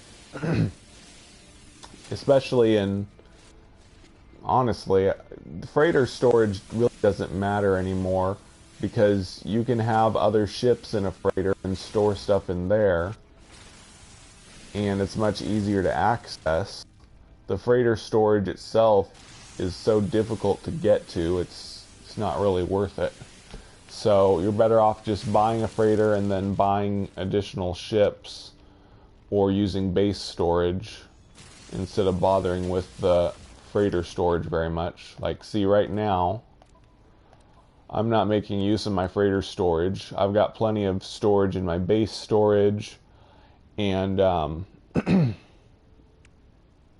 they're not running out of space right now. So it's just my preference, at least, is not to even bother with the freighter storage because freighters are useful for so much more now that we can have multiple starships in them, and the base is still the same size.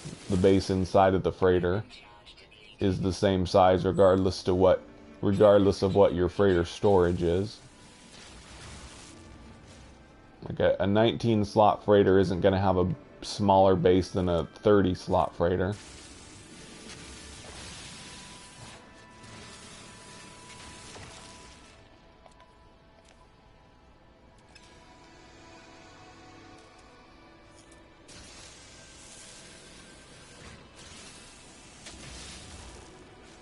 Yep.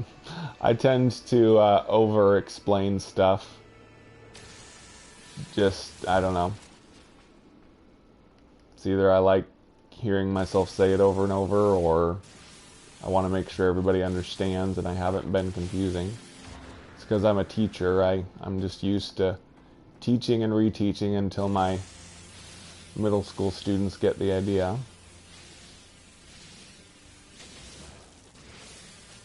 Repetition is still the best way to learn, you know? Regardless of what some people say.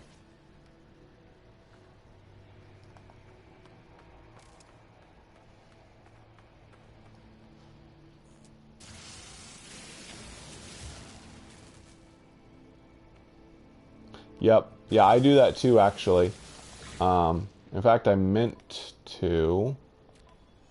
I did. Yeah, I put my Regogen. What? I have Antrium in there? What the heck? I wasn't supposed to put.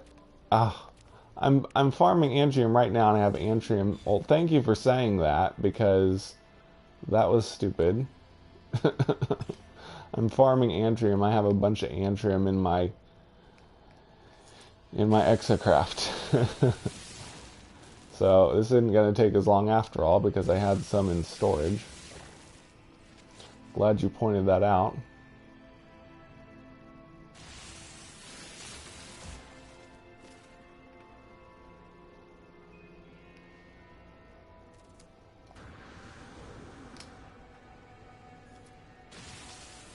Let's see, so if I've got 240, then I just need 260 and I'll be done.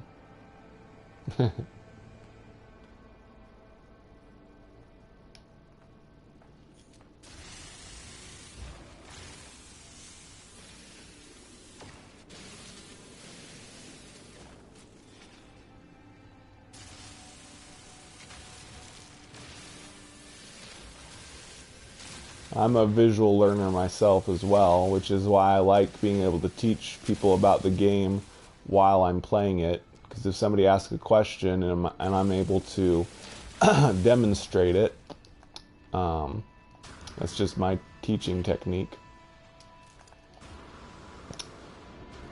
Saves a lot of words, and I don't have to repeat myself quite as much because I can show it.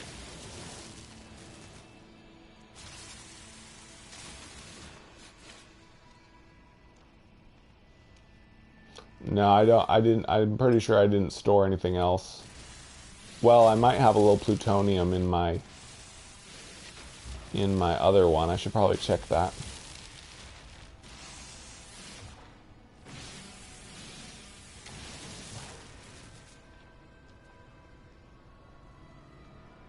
No, I do need some zinc. Thank you. You're a very helpful robot.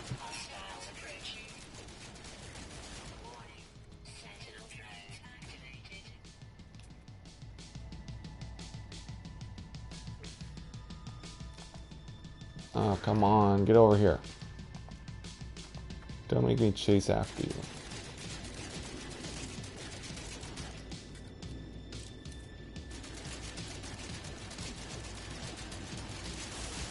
There we go.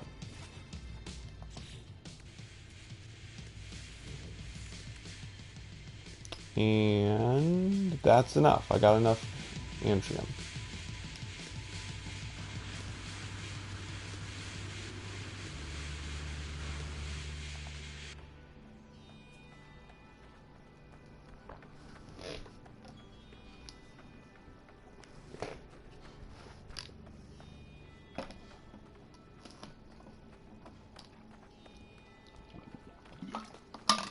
I went pretty far from my base.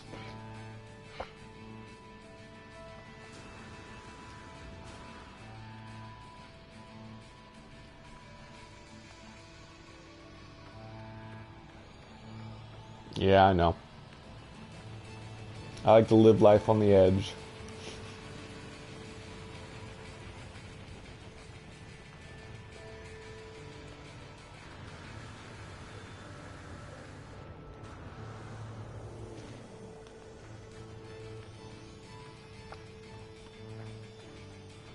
Really wish they would make Omegon available on planet surfaces again. I'd like to have the final jetpack upgrade, but it requires Omegon, and I haven't found any terminals that sell it.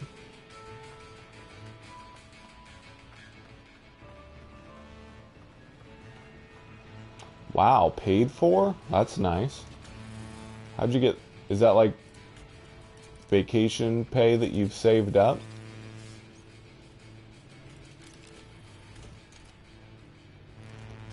Okay, let's see. Oh yeah. So I should have... Yep. Let's see, are they ready yet? Yep. I need room so I can delete them if needed.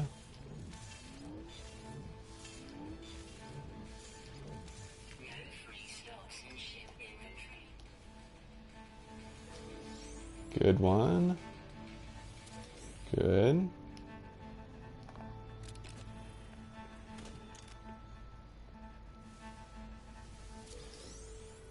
Ooh, yeah. Lessons learned in permadeath, which I haven't tried yet. Soon as I finish my survival mode run.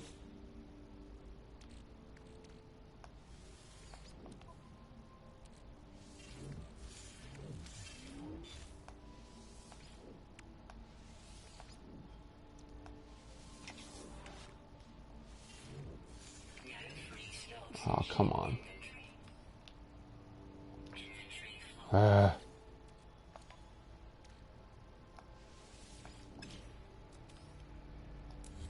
Yay. Gotta move it. Hopefully it won't have suspension fluid next time. Yay. Yay.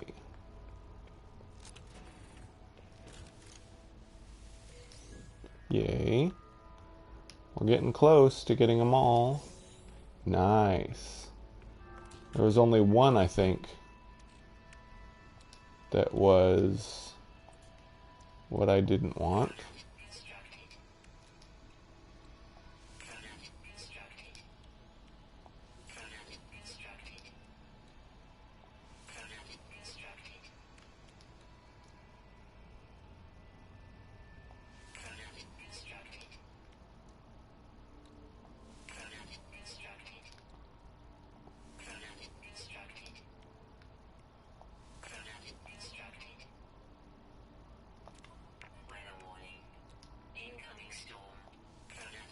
I'm gonna run out of thamium soon, though. Maybe.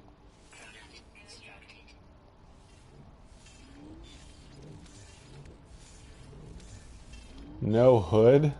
Oh man. Yeah, I'm never doing no hoods permadeath, that's for sure.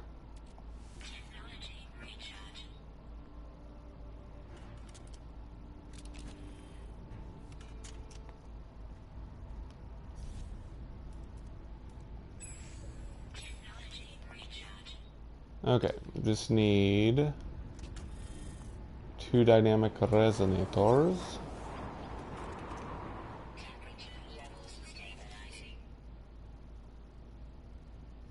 Wow, extra pay? You're really lucky, Daniel.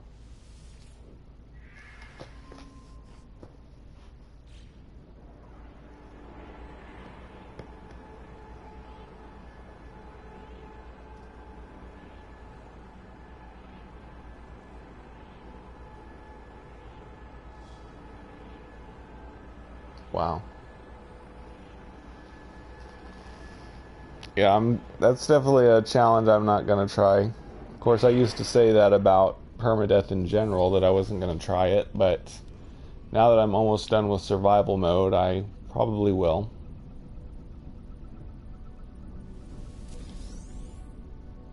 Do just permadeath, at least. Let's see, did I explore this? Nope.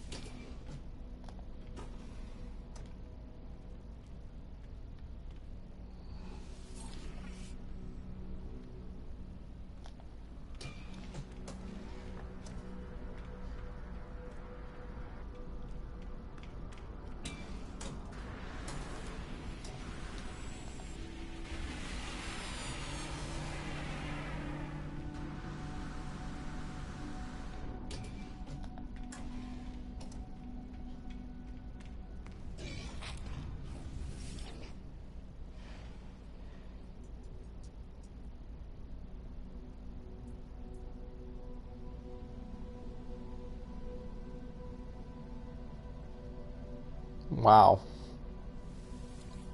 That's like very masochistic. Just inflicting difficulty on yourself, I guess.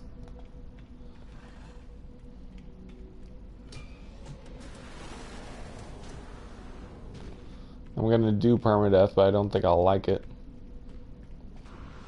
I probably will end up cheating at it, like keeping a save on a pin drive or whatever, in case I die.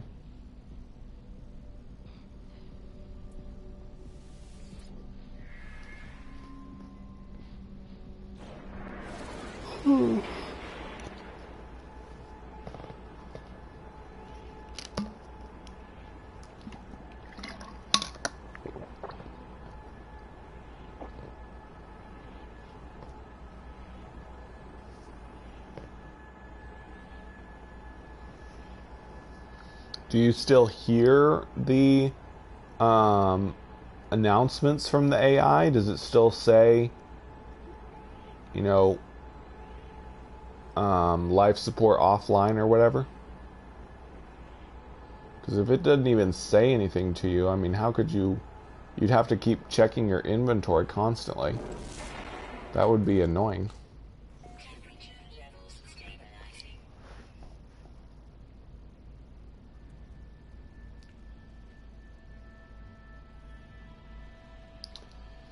Okay, I just need to build.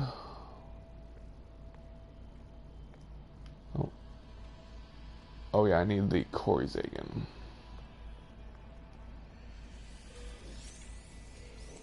Oh man. That's scary. Whatever floats your boat, I guess.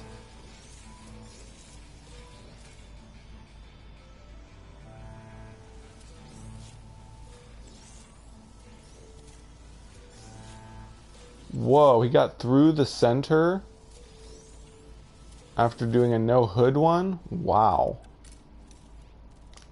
That's hard to believe. Of course, yeah, like, yeah. You'd basically have to check your inventory constantly. It's the only possible way.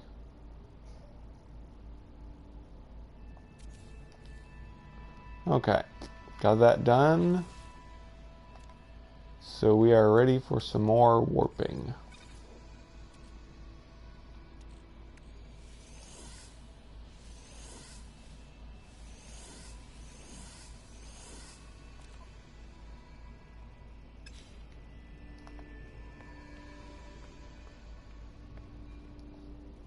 I'm just gonna throw away this chrysanite. I don't really need it.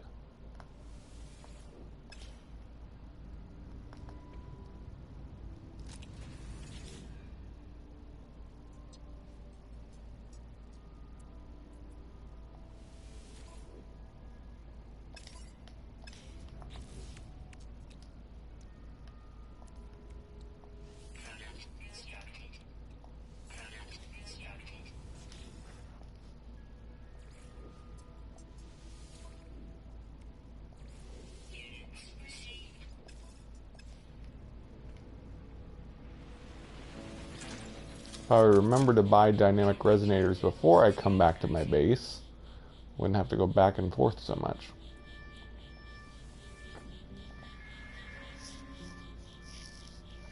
Yeah, but it does show up on the trophy now, so at least 0.1% of people have completed it. Completed the trophy on PlayStation, at least. I believe, so I have to double check that. Guess I'll check that right now, since I can.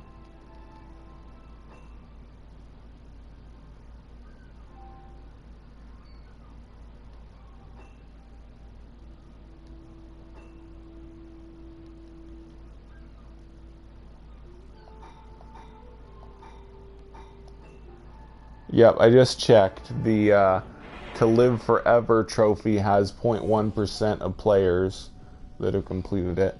But yeah, completing it with no heads-up display, that is probably an extremely small number of people.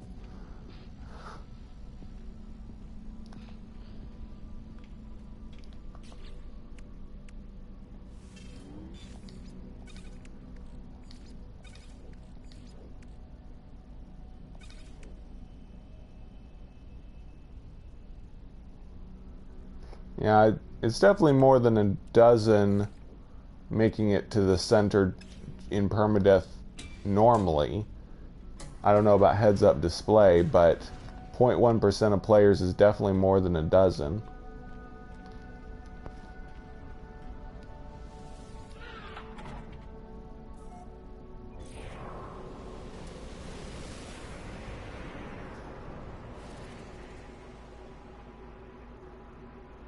What's it look like? I think I think it's just a red skull, like the permadeath mode switch icon.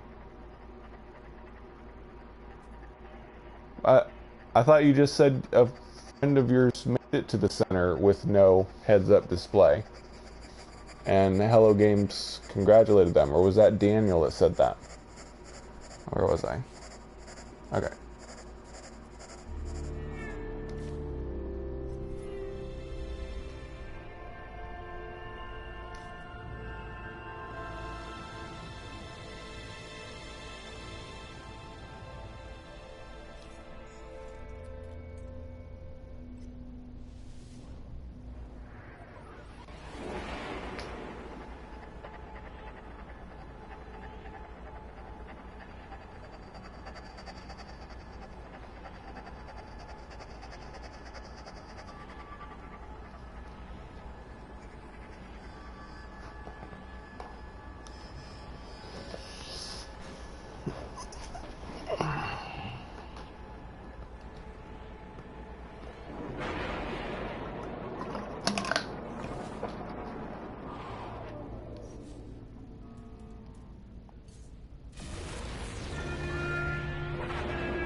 Ooh, my favorite music.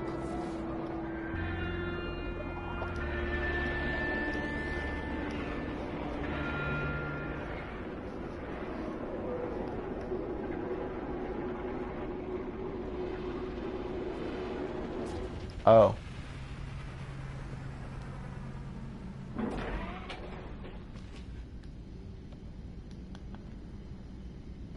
Wow, I'm surprised Hello Games responded to it. That's pretty cool.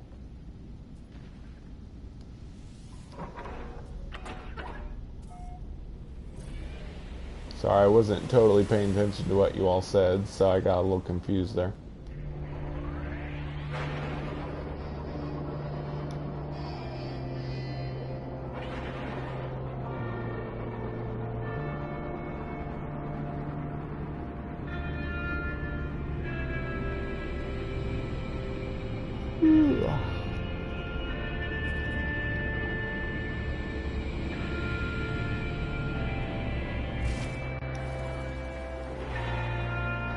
See if we can get under 120,000 light years.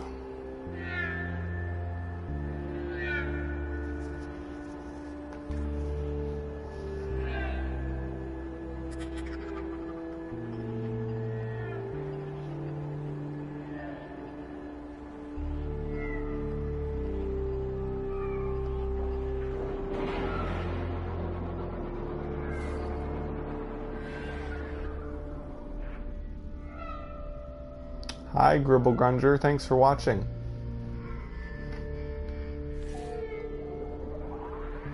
I'm just traveling to the center in survival mode.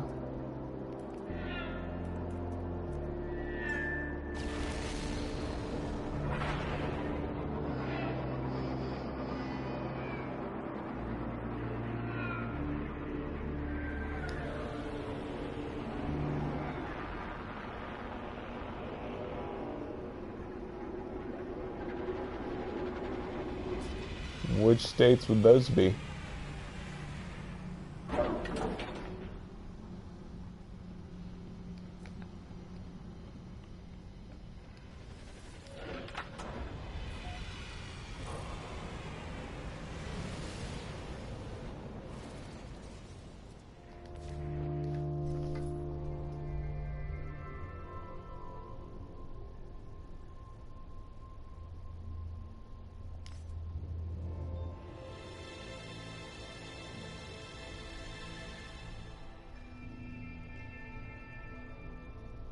Yep, I was in my last live stream as well.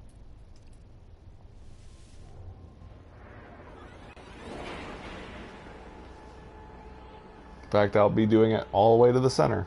I might do some of my traveling not in a live stream, just so that my live streams aren't all doing the exact same thing. But I'll definitely do a final episode when I reach the center.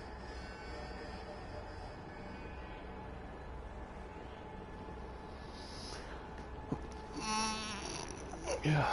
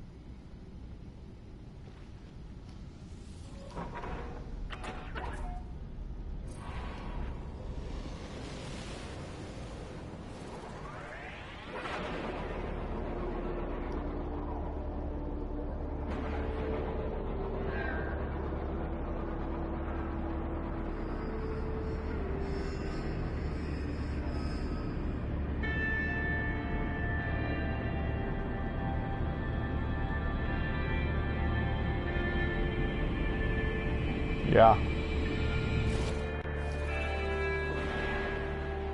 Yeah, me too. I really like the music in this game.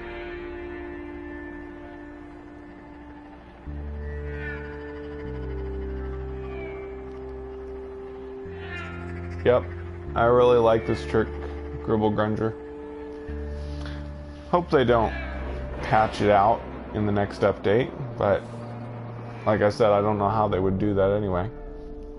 They're not going to take away letting us have multiple ships, that's for sure.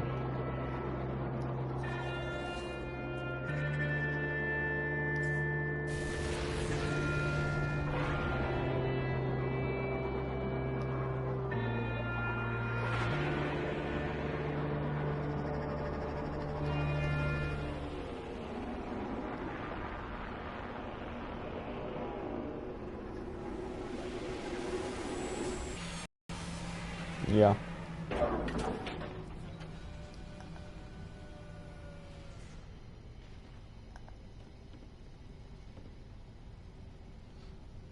Bye, 44 Redbeard. Thanks for watching.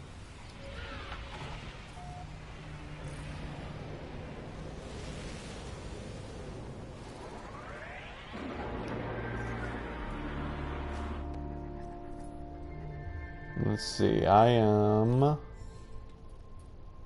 122,000. Might get below 120,000 tonight.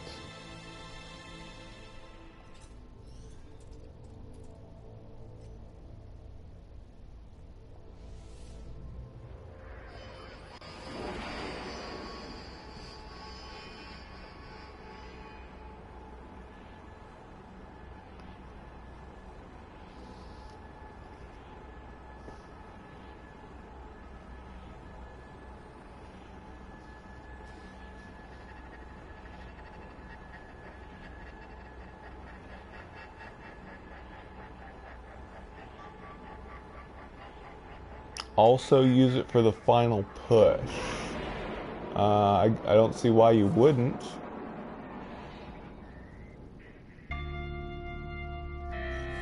Yeah, I'm not gonna bother. I decided not to bother with getting all the planets scanned in survival mode just yet. So I'm not gonna have Warp Reactor Theta.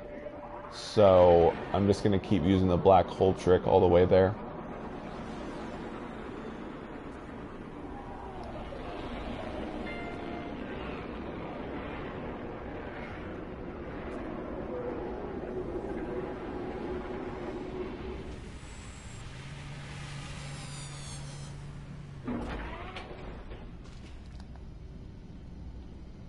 Oh wait, are you talking about when I go through the center? Um, well, my plan is go through the center, get the trophy, and then reload a save and stay in Euclid so that I can go to the Galactic Hub in survival mode. So yeah, I'm not going to really be going through the center at all. I'm not going to stay anyway.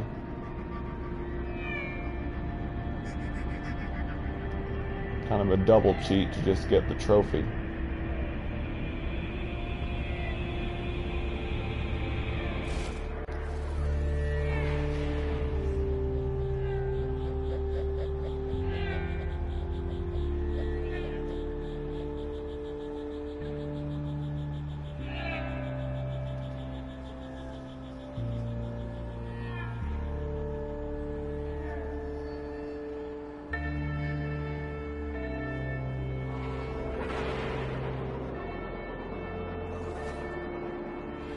Yep. Is it true you have to have all of the warp upgrades installed to go to the center? I've been to centers 3 different times, but I always had all the warp reactors installed. I never tested to see if you have to have all the upgrades or not. I know you have to have a full tank of warp fuel, but I wasn't sure about upgrades.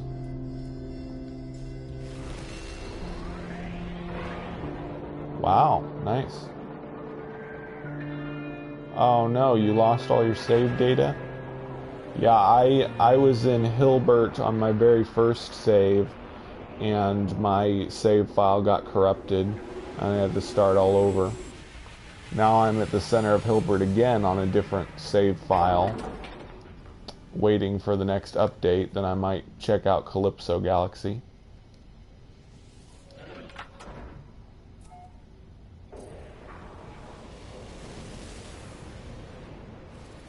Yeah.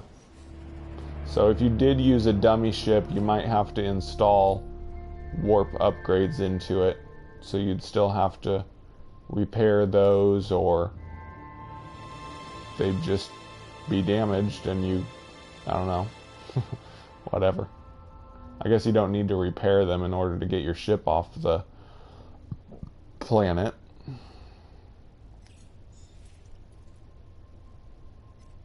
I remember first time I went through Euclid Center was when I first discovered that there are different stars that, you know, different color stars require different upgrades. Because when I went through Euclid Center the first time, you know, it damaged my Sigma, Tau, and Theta warp reactors. I didn't repair them for a while. I started exploring different stars, and that's when I noticed that I needed different warp reactors for the different color stars. So like I went all the way through Euclid Galaxy, and I never noticed that I needed different warp reactors for the different color stars.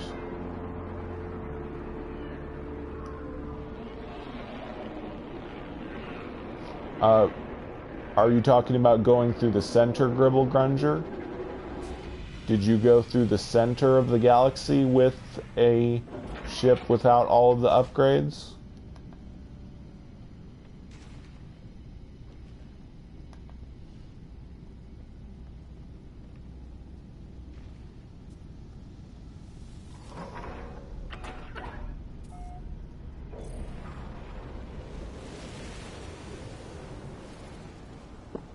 That sounds pretty cool, Daniel.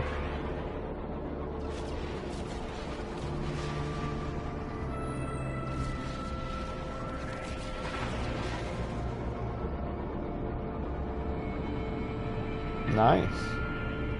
That's pretty cool that you don't have to do that.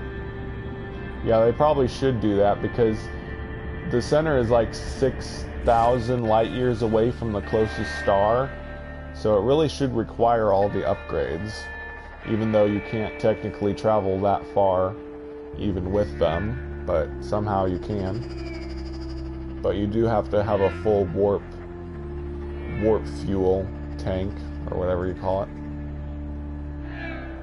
But it still only uses up one warp fuel. It's weird.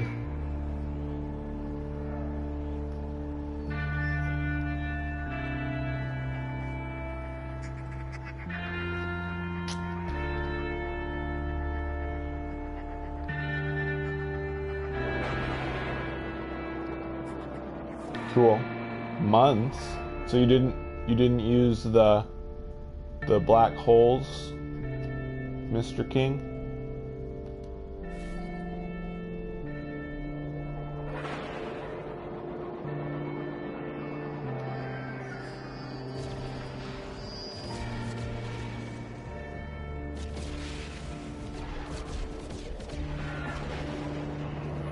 Well, yeah, we certainly never stay at the center. So yeah, you're right, you never actually get to the center because it takes you to a new galaxy.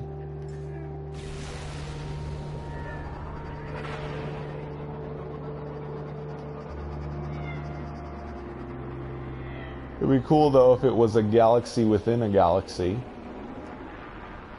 Rather than spitting you out into a different galaxy, it would just be a new galaxy on the inside of the galaxy.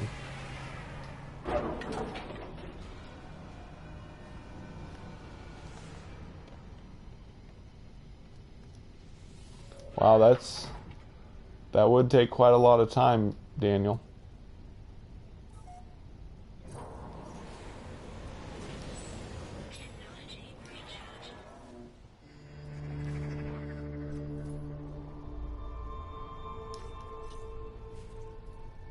Ooh, I'm already under 120,000. That's awesome. This is going pretty fast. Glad I decided to use black holes after all. I think all the other times that I've gotten to galaxy centers, I've just warped normally. But somebody told me it really is better to use black holes, so finally gave it a really good try this time. And it seems to be paying off. If I could find a black hole. I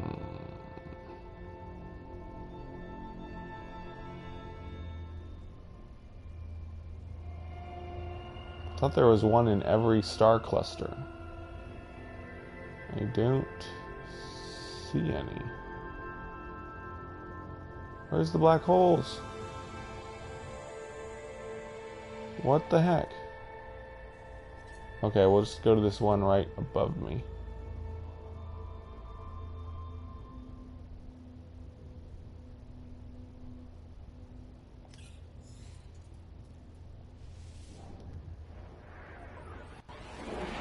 Yeah. A lot of people seem to say that, Daniel.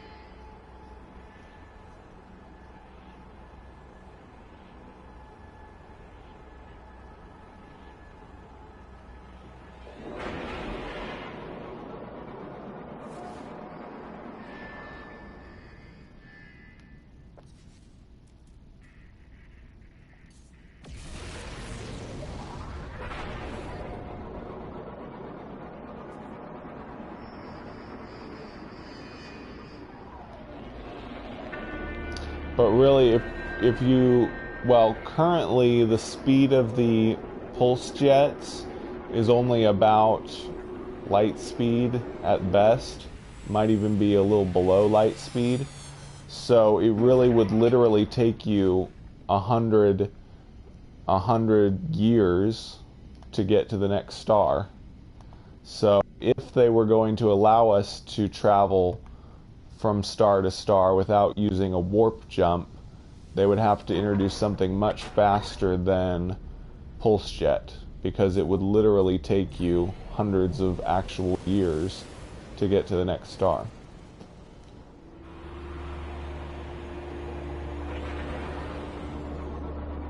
It'd have to be something like, I think in Elite Dangerous they call it, oh, what's it called? I don't have Elite Dangerous, so I don't really know, but somebody once said something about Elite Dangerous. They said Super Cruise. That's it. In Elite Dangerous, you have Super Cruise, which is fast enough to get you from one star to the next.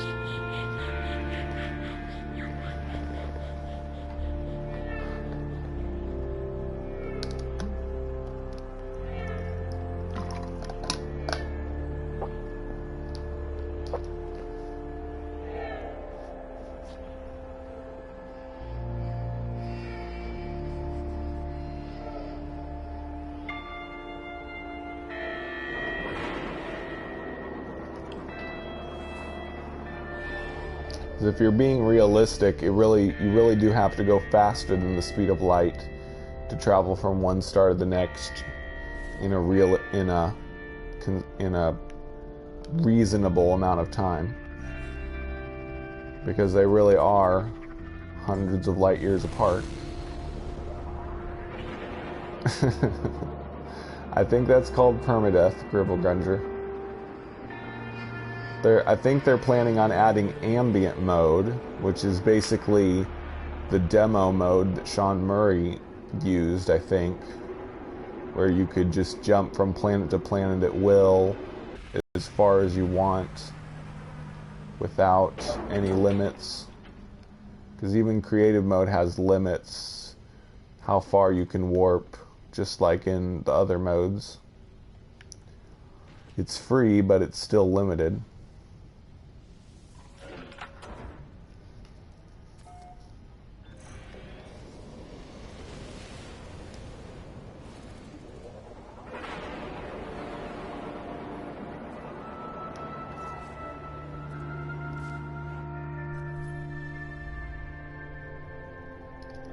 Well, yeah, that's what they would have to do in order to add multiplayer Gribblegrunger. They would have to make the game be in real time, because currently the game is still pausable. If you can pause the game, it's not possible to have it be multiplayer. But yeah, if it was in real time, you also would not be able to save yourself if you're about to die by loading a save or whatever.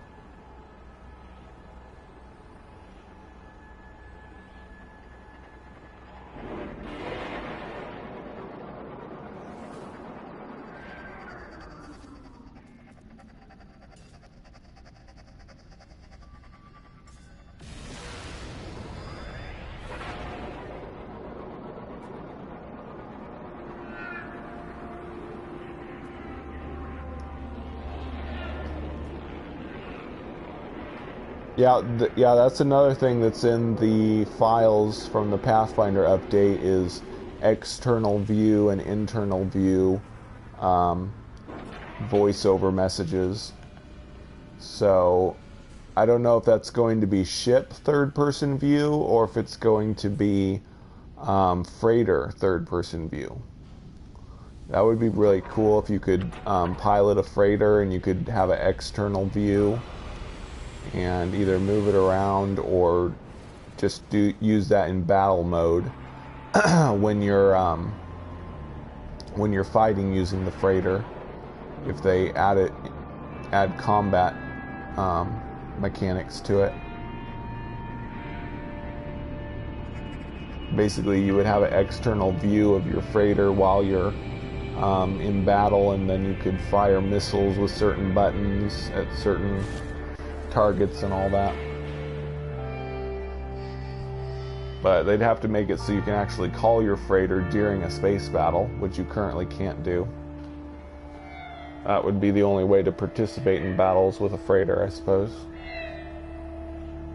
Of course, if they add freighter warp, then you would warp to a new system and maybe get attacked right then, and then you'd have to go into external mode and all that.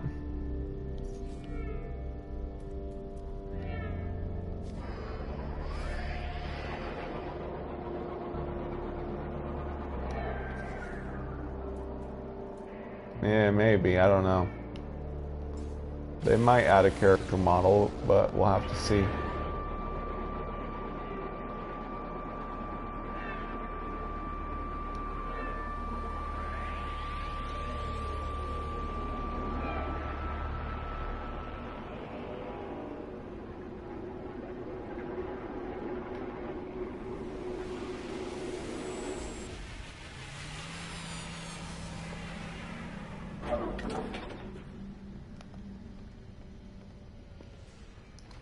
Yep, as soon as I'm done with the amount of warp fuel I have right now, I'm gonna call it a night.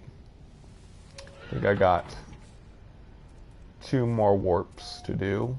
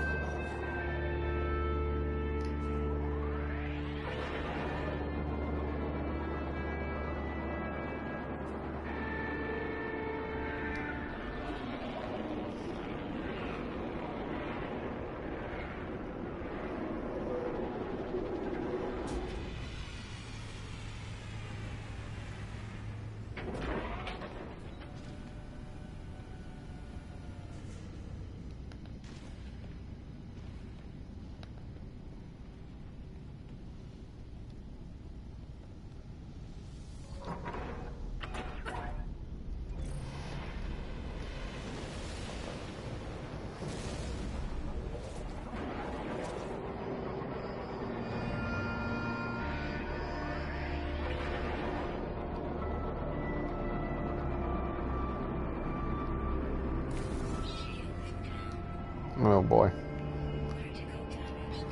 Bleh. Guess I gotta repair my shield on my junk engine.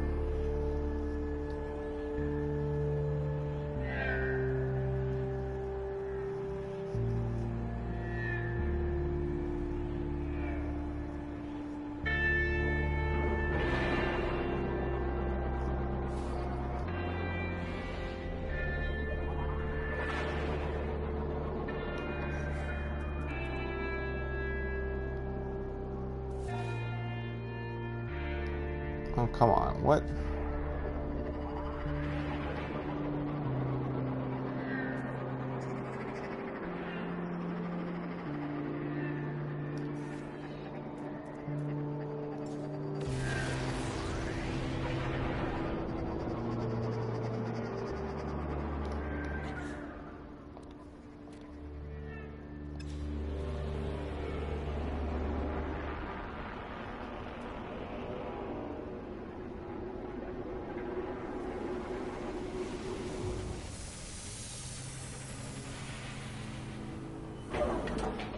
Yeah, that might be what they'll have to do, Gribble Grunger.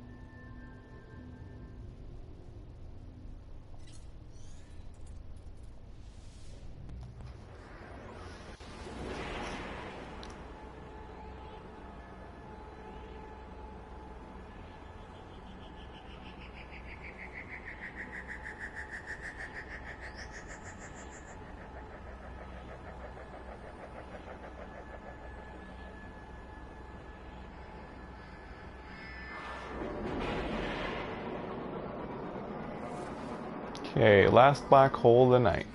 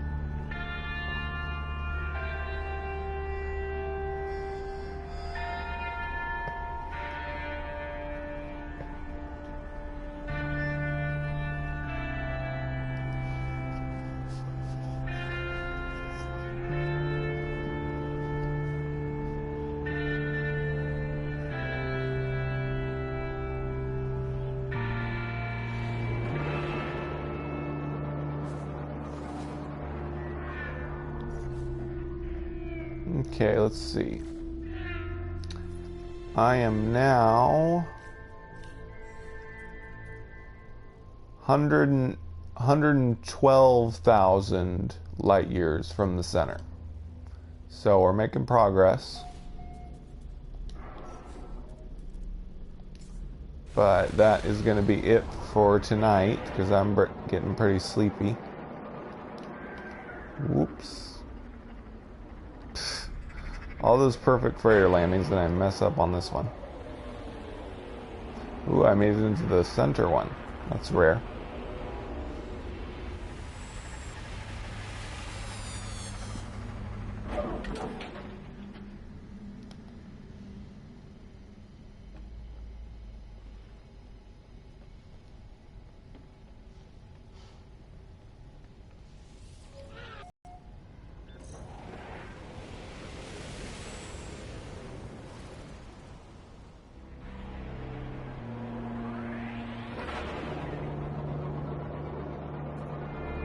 Thanks. Thanks for watching, Gribble. Oops, that's not it. There it is.